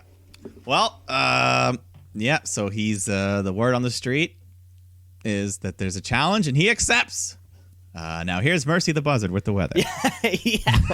And then he just says it'll a cold day in hell, yada yada. So there's the breaking news. The Fiend, Bray Wyatt, you're next. This is fun. This is interesting too because I think Bill Goldberg kind of has to job out to the Fiend right now. But it is going to be fun to see how I think they choose to end this match.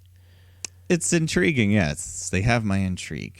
And just good on everyone making money. Can we just pull that up again? I think. It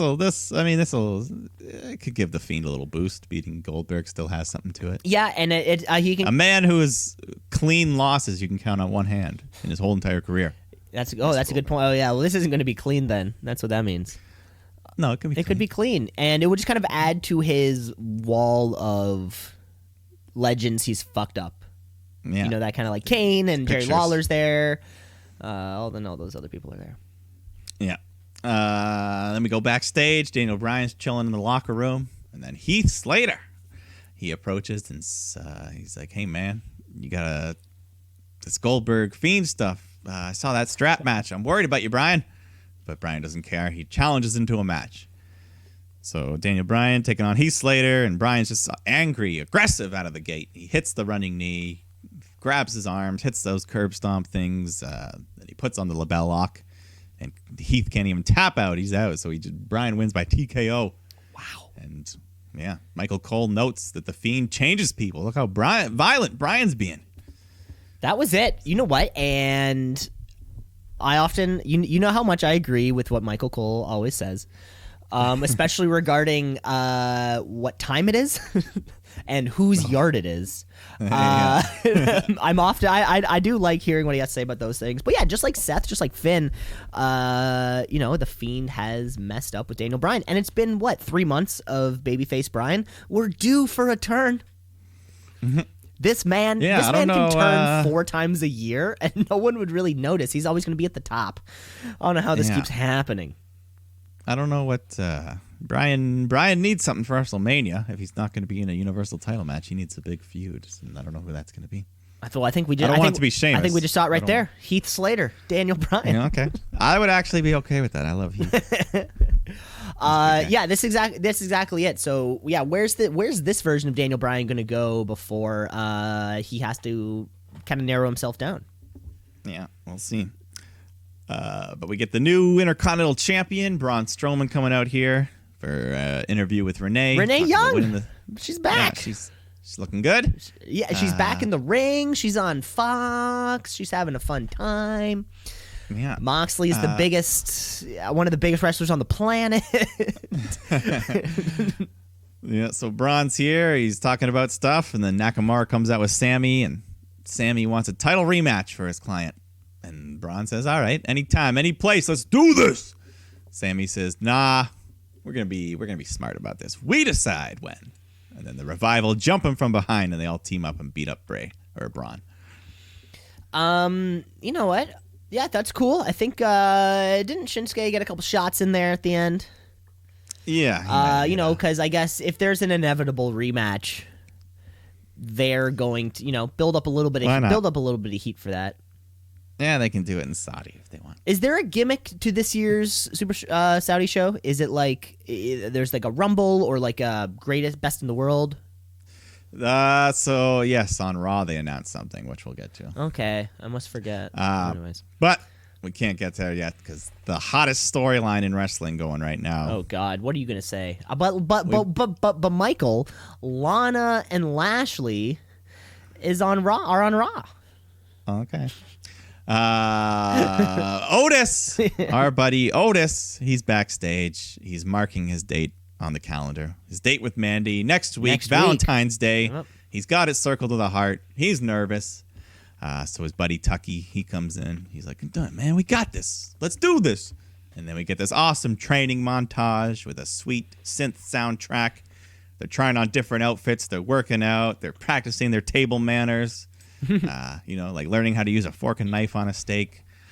And then Otis. Great montage. Just a great montage. Montage. Yeah, it was good. There's nothing they work. I love a good montage. Yeah, so Otis, he stands up from the table. His belly knocks the whole thing over. But Tucker, he's like, cheer up, buddy. You're ready. So we leave on that triumph. Next week, we're going to find out what happens on There's Something About Mandy. There's Something About Mandy. That's what I've dubbed it. That's what it's been dubbed. That's a great name for it, And the soundtrack was fun. If they could use licensed music, I was picturing like Uptown Girl in the background, or yeah, that'd be fun. I don't know why I was picturing like that, that kind of thing. It was good. It was fantastic. It was good. And Tucker, he's not cock blocking his friend. He's being a good wingman. Of course. You're not going to turn heel on your buddy when your buddy's trying to get laid. Or fall in love. We don't know. We don't know what. It could be love. I think it's love. You think it's love? Not just lust. Not just lust. Wow. Yeah. I'm sweating over here just thinking about it. Well, let's go to the Celtic Warrior. Mr. Sheamus is here, taking on the not often seen Apollo Crews. And of course, Sheamus gets the easy win with a bro kick. And then he goes to hit another one until Shorty G runs out to stop him, but then he eats a bro kick. So, I don't know. He's still floating around, trying to get at Sheamus. Yeah, I don't really know why it existed. There was a lot of action in this show, and it's really funny that instead of maybe like wedging this in instead of just having any one of these like other fine segments go longer. Yeah, up to this point, everything was pretty good. Everything was everything was fine. I would have had maybe a little bit more main events.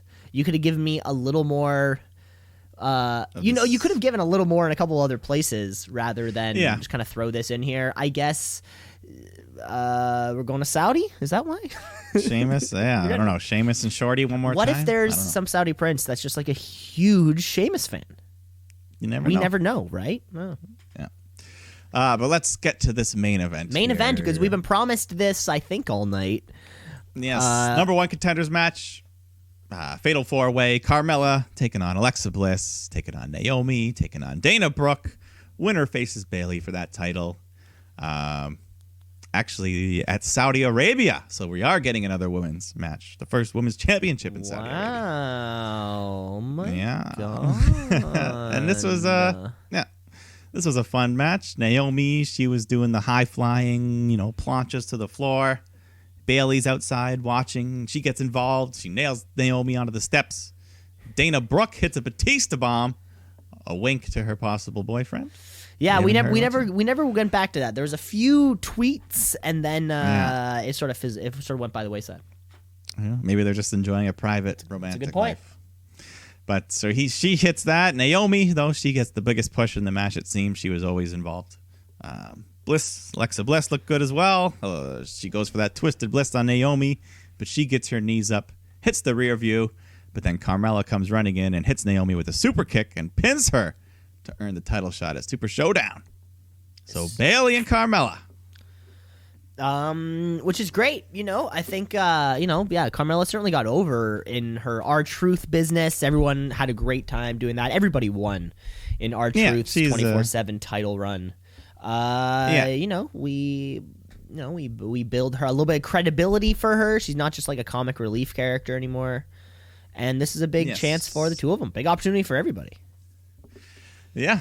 So I'm sure they'll have their full body suits on again, but the crowd's gonna love it. The crowd's gonna show them lots of love, and I'm ready. And is this match? Is this match the fill-in before whatever is next for Bayley Lacey? Yeah, I don't think because we didn't have any Lacey on television this week. No, hopefully she'll be back soon. Yeah. She needs to win that title at Mania. It's the only thing I'll accept for the SmackDown Women's title. I mean, unless it's like a shock Ember Moon return or something like that. But, ooh. That's SmackDown for us. Yeah, another great show. I don't know who's running things over there on the Blue Brand, but it's been hot because it's not Bischoff, right? Didn't they fire Bischoff?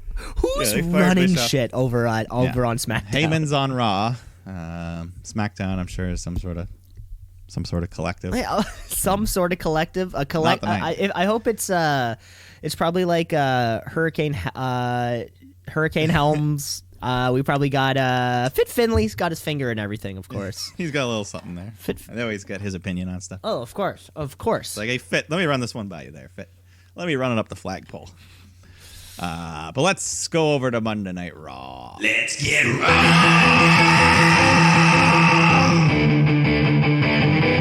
Let's get raw.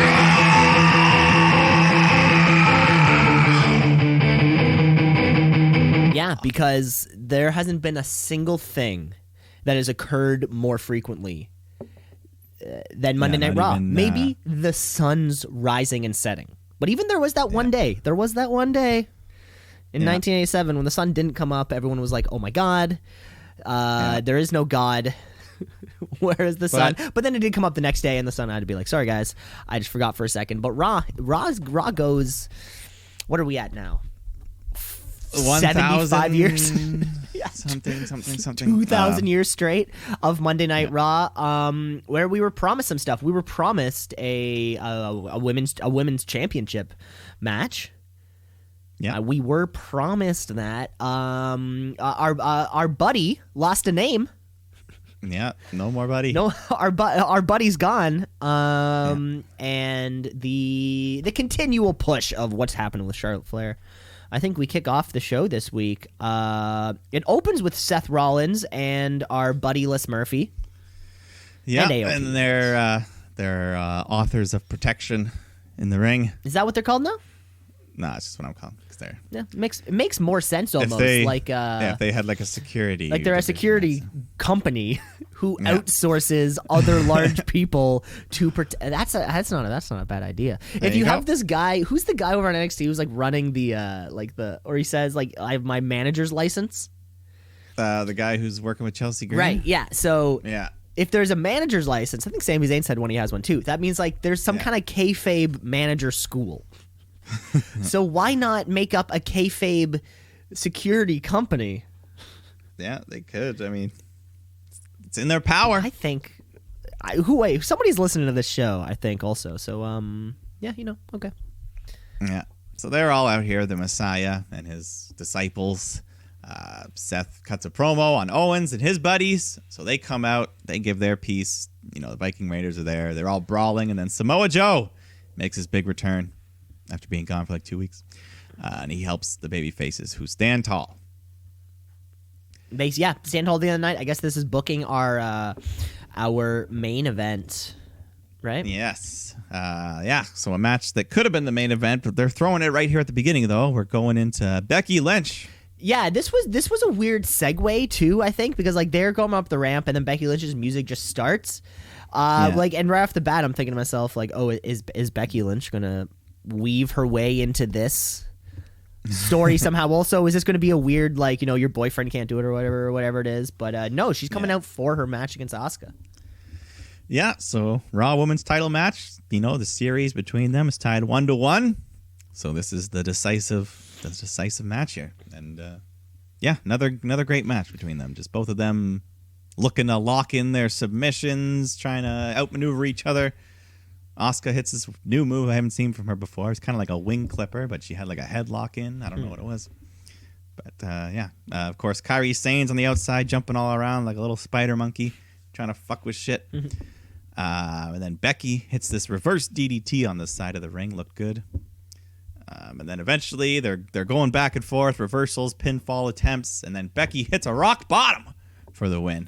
They called it something else, but that was 1,000% a rock bottom. Okay, thanks for saying that, because I was thinking the exact same. They called it like a side slam or something, but that was what a rock bottom. That was. It was 100%. It was 100% a rock bottom. Okay, just making sure.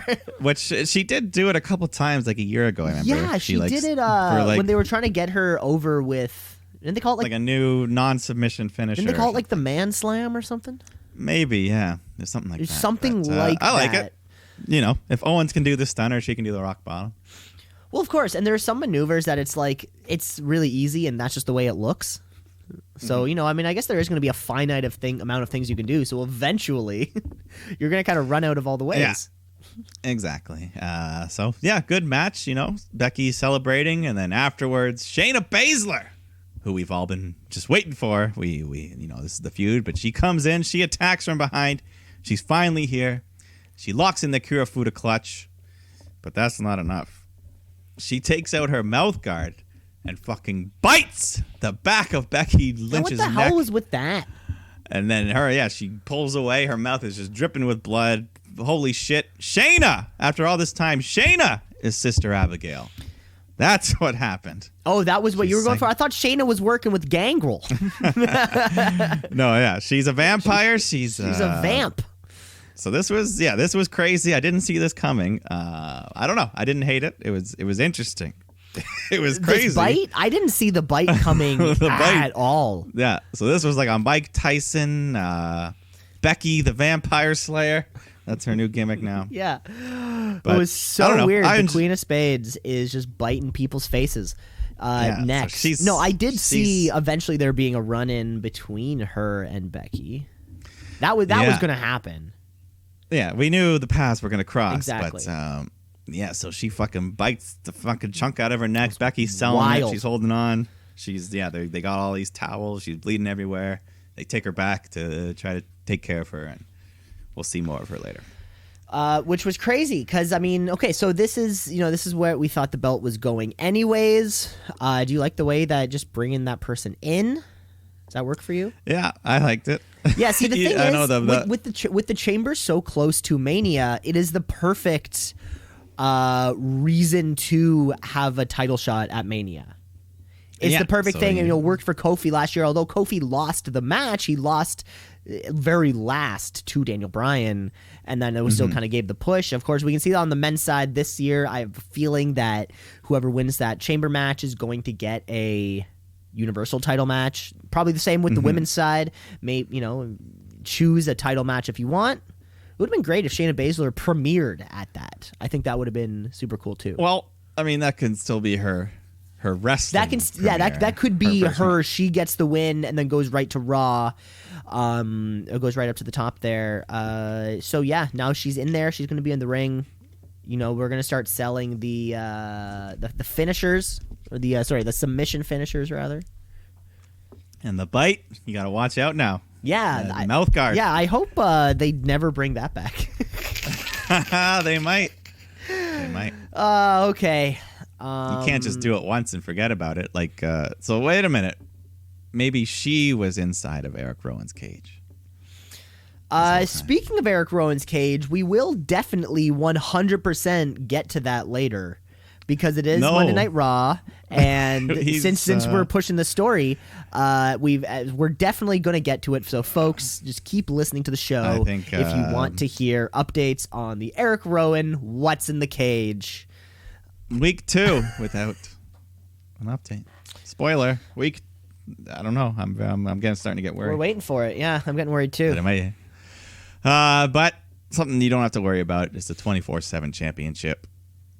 Mojo Rawley and his new buddy Riddick Moss are tagging up to take on the Street Profits. This one's weird. A couple weeks back, when I think they brought in this Riddick Moss guy and Mojo Rawley, they had like mic time and an entrance. But this week, they just kind of get the classic jobber entrance where we come back from commercial and they're already in the ring. Yeah. So, yeah, there they are. Street Profits come out. They make fun of them. We get a quick match. Profits get the win.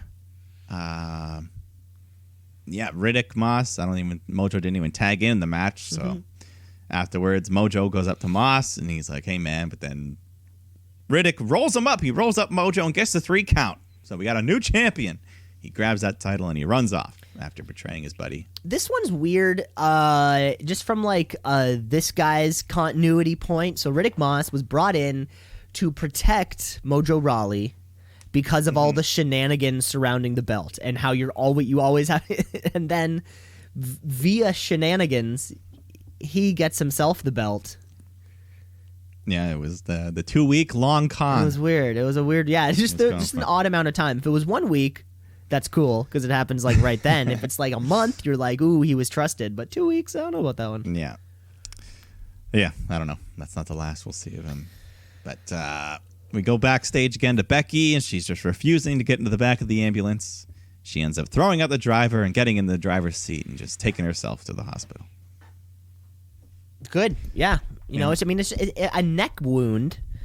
You should be able to drive yourself. That's where Vampire Dracula, they go for the neck. Exactly. Great. But not the back of the neck. It's always always the right below, kind of like if you're staring at the front of them. I think it's more of a. Shayna's still new. She's still new to the vampire. Yeah, that's a good point. It's more of a sensual place there too, to kind of she may have just turned because you're kind of coming in for the kiss, and then you go right for the neck. Where back of the neck, there's nothing, there's no love there. No. But let's bring out MVP because he's still here. Surprise! What did we see him last week or? Yeah, he thought he had a match after the Rumble, and then he said that was his retirement. Weird. I guess in-ring retirement because he's out here to host the MVP VIP Lounge because we need more talk shows. So, but the crowd was actually chanting for him a little bit, which was nice. Good for him. He brings out his guest, the sexy Scotsman, Drew McIntyre. Yeah, we're changing around the name. Yeah, as MVP puts him over for winning the Rumble and going on to face Brock at Mania. And Drew's like, "Oh, you said the magic word. I need to point at the sign." So he points, and then he goes, and then he steals Undisputed Era's line. He goes, boom, right when he does it. He did the boom and the point. I think you're allowed to boom. But boom and point? Oh, that's a twofer. Boom. I mean, he didn't point. I know. I think the third thing he would have to do would be boom, point during his with theme a song. thumb. With a thumb and not a finger. Oh yeah, thumb, not a finger. So there's 4 things you could do. He's kind of doing 2 of them. That'd be a good match one day. Cole, Drew. But Be wild. Yeah. yeah. Anyways, MVP says he starts turning heel on him. Says, you're not ready to be a champ, but with my coaching, we can make it. But Drew says he doesn't need a business partner kissing his ass. So MVP gets in his face. Drew gives him a Glasgow kiss and then a Claymore. Did he do the countdown thing again?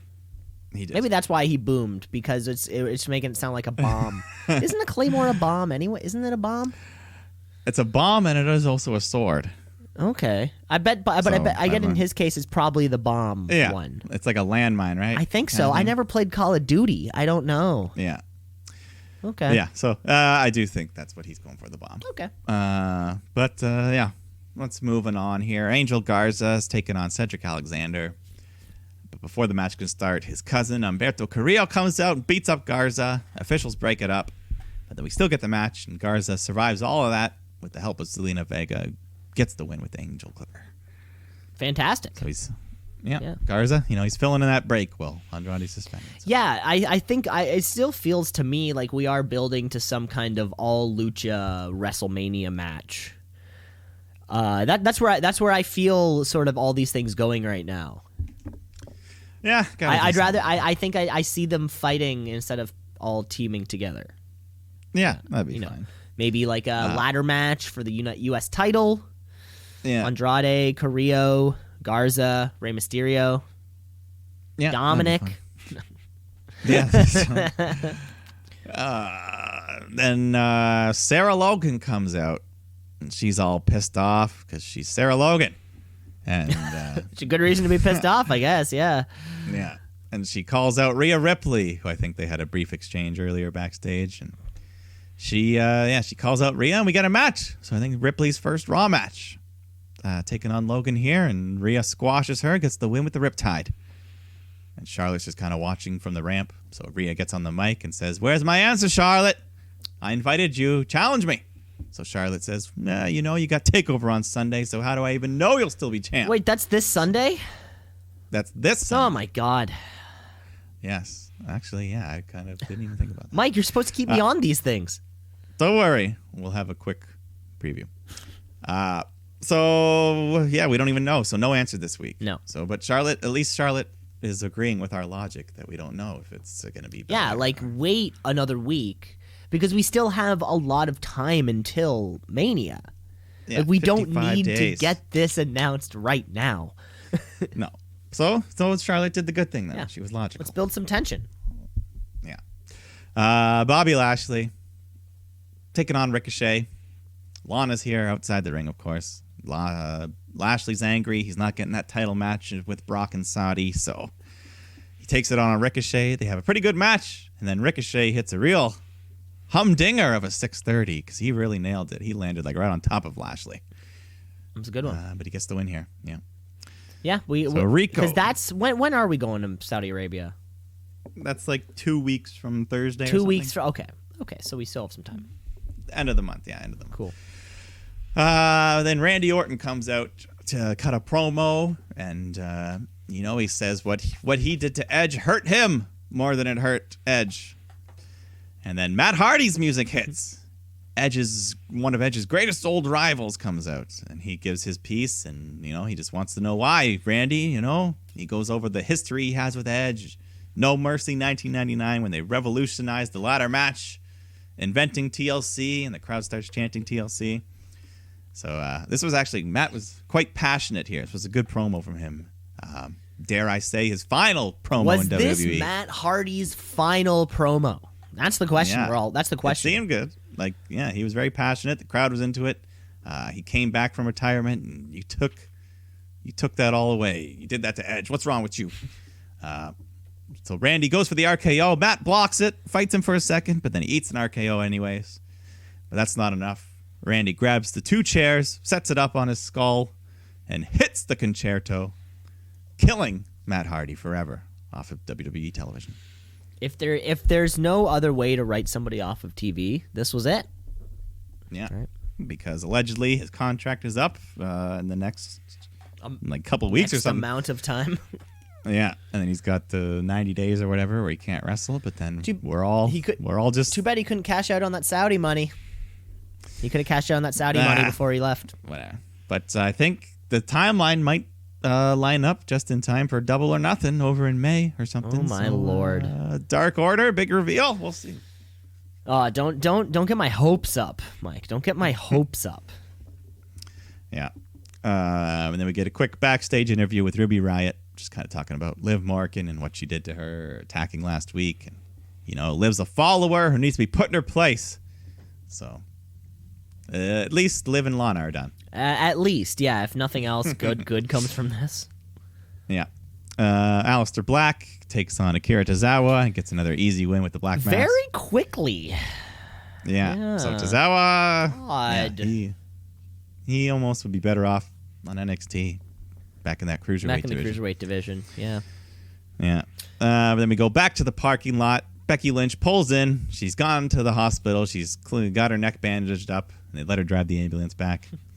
So she comes out to the ring, cuts a promo on Shayna, and just lets her know, bitch, you better find me before I find you. So they were in San Jose, I think, tonight. Of course, Bailey's home. No, it wasn't. Cali?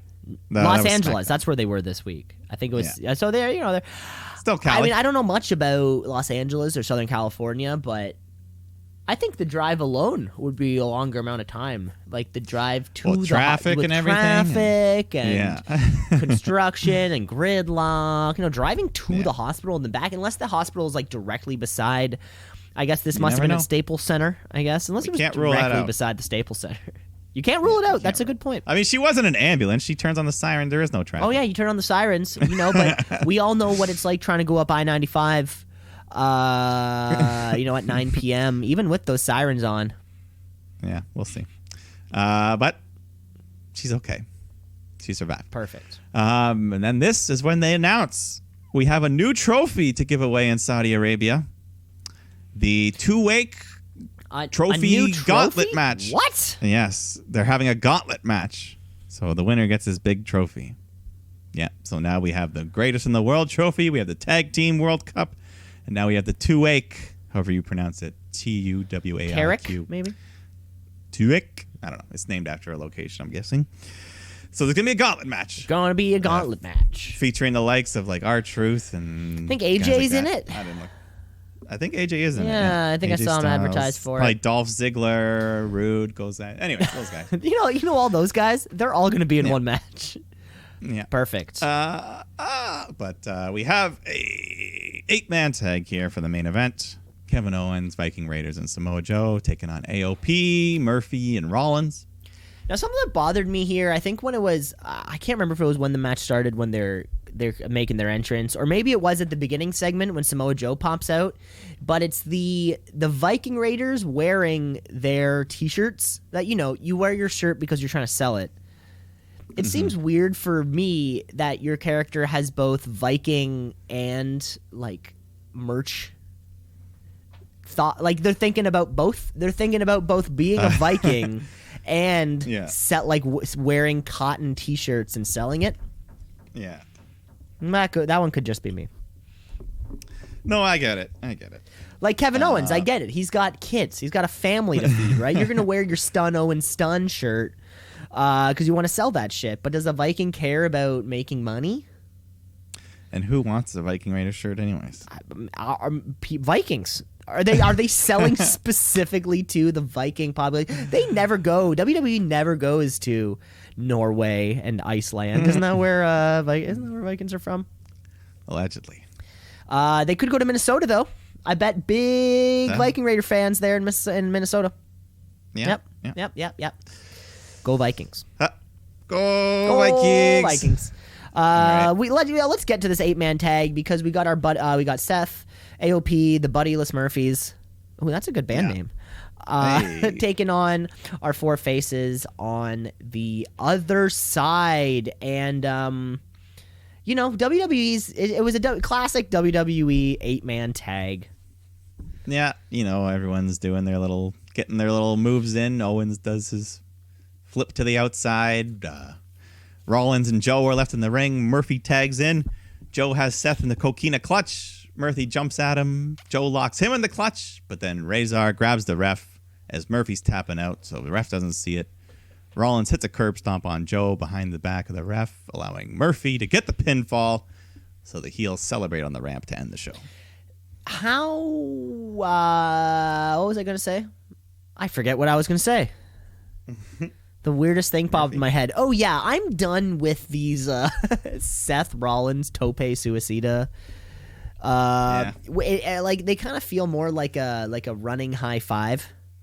And I think there was like at one point in this exactly where like you know like it's like their hands locked. I'm like, oh no, this isn't. There's nothing threatening about this anymore. Can Seth make it over the top rope there? I'm sure he can. If Roman can jump over the top, Seth can jump over the top. Why doesn't he? I don't know. Come on. Suicide dives in general are just oversaturated. I accept, but I could watch Rey Fenix do a suicide dive. I mean, some people are definitely better at them than others. You know, and Seth Rollins, he does it a lot for it not looking too good. Yeah. You know, especially when he's trying to fire up the crowd. But that was Monday night. That was Monday night. You did mention what you said. Portland's this weekend, though, Mike. Yeah, this Sunday, the first Sunday pay-per-view event. So let's look at this real quick here. Okay, tell me the matches. So we got Keith Lee defending his newly won North American Championship against his best rival, Dominik Dijakovic. Okay. I'm sure that'll just be another classic. Another great match. Keith Lee between retains. The two. Yeah, Keith Lee retains. Moving on. And then I like how we have multiple feuds going on in the women's division because we have a non-title match, Dakota Kai taking on Tegan Nox in a street fight. Street fight. NXT's great at stips. Let's hope. I bet this one will. Knee braces are legal in this. Knee braces are legal. Okay, perfect. Yeah, and then we got the Undisputed Era, Fish and O'Reilly, defending their tag titles against the Broserweights. And I think this might be the time. I think Riddle and Dunn are going to get it done. You think so? You think Undisputed Era is going to drop the belts? At least the tag titles. This is tough. This could be, we asked this the other day. Is this the beginning of the end for the Undisputed Era? Could be. Oh my God. Never thought the day would come. Yeah. And then we got Finn Balor taking on Johnny Gargano, just in a straight-up singles match for honor, pride, redemption. Yeah, Finn Balor hasn't had a title shot yet. There's so much talent down there that they can keep him wrestling without having a title shot. Yeah, and this kind of, it's not officially, but this kind of could be considered a number one contenders match. The winner of this kind of... Could be, yeah. Yeah. And then we get the women's title match, the one I'm most looking forward to. Rhea Ripley defending against Bianca Belair, the best in the business. And this has WrestleMania implications, potentially WrestleMania implications. Let him go out there. Let him throw on a 15-minute banger. I think the crowd will love it. It's going to be awesome. Mm-hmm. Agreed. And then the main event, Adam Cole defending against the man who never lost his title, Tommaso Ciampa, the psycho killer who signed the contract in his own blood. Yikes. Yeah. But this is the one that I think he's going to retain, though. I think he's going to be the last to lose his title of the Undisputed Era. The last to lose his title, and of course, if we're thinking main roster debuts, is this what that means? We're coming up to Mania season. The clock will reset. The Undisputed Era used to have 3 belts. Now they have 1. No, sorry, now they have 2. They may only have. Only have 1 after this weekend. Is this the beginning of the end? I don't know. Okay. I think they can drag out the breakup a little bit. Now, you want them to break up, not just all kind of lose and still be pals? Well, no, I don't know what I want. Okay. I don't know what I want. Okay. Because they're doing well enough right now that I'll let them decide. Let them decide. It'll be a great card. Sunday, am I around? Yeah. Fucking. Yeah, it looks good. Sunday, yeah. Their first ever lone pay-per-view all themselves, so... Yeah, this is going to be great. And just a week before that, Blood Money Baby. But that's the show. Yeah. That's the show. That's the whole show. Well, I guess that isn't the show because there's one more segment. Yes, and there is one more NXT before Sunday, so things could change. Things could change. The dream's back, baby. But until we get to that, Hasn't been the first time. We've had cards change on. oh my god, yeah, we have. That isn't the end. But- that isn't the end of the show. Let's recap what we just did. Let's recap our favorites with the wrestler of the week. With the wrestler of the week, of the week. The wrestler of the week, of the week, of the week. The wrestler of the week, of the week, of the week. The wrestler of the week, of the week, of the week. The wrestler of the week. This week, and I'm going over to the land of AEW. A man who I'm sure is going to make many more appearances on this section before the year is over. He didn't even wrestle, but he is such a great storyteller. He took a beating in the ring, those 10 lashes. Cody Rhodes, the American Nightmare. You are my wrestler of the week, and you continue to have some of the best segments and storytelling in the business. Cody, yes, agreed. You are everybody's favorite. The second you stop out there, everyone's behind you. Top face in the world, possibly. Like top pure baby face going right now. Top, yeah. Yep. I can totally put that guy over. Cody, that was a great show. You know what? There was a lot going on this week. Yeah, shit, all across. I didn't really pick anyone final. You know what I did enjoy the most, actually, though, which I do have to say? I loved the Fiend's little news station.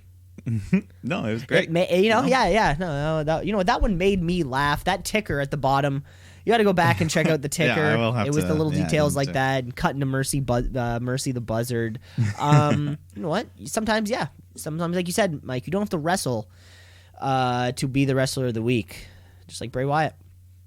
There you go. There you go. There you have it. And that was the show. You know what? That was the Shoot Brothers podcast. Of course, we'll come back a little bit later. We got more Wednesday night news to talk about. And, of course, I'm sure this TakeOver Portland. Remember to rate, review, like, subscribe everywhere. Yeah, overall, I think pretty good week. Not really much on the negative side at all. Even the Lana Lashley stuff was a bare minimum. Yes, because they didn't. Because it was Lana and Lashley without being Lana and Lashley. They were just two. There was just person and manager. It was just a manager and a wrestler. Which is what we want. We want person and manager. We don't want Lana and Lashley or so more. Yeah. So there you go. We'll be back next week. TakeOver Portland review. XFL Week 2. XFL Week 2, which is going to become a staple of this podcast also. So listeners. Who'd you say your team was? St. Louis Battlehawks. The Battlehawks. Yes. Did they win? We got a big dub, baby. Big dub skis. Want to know? Right. We're looking down that barrel. You know what I'm saying? I'm looking down that barrel. All right. That's what we got. That's what we got. Until next time, Mike, I'll talk to you later. Drop it down low. Hit the floor with it.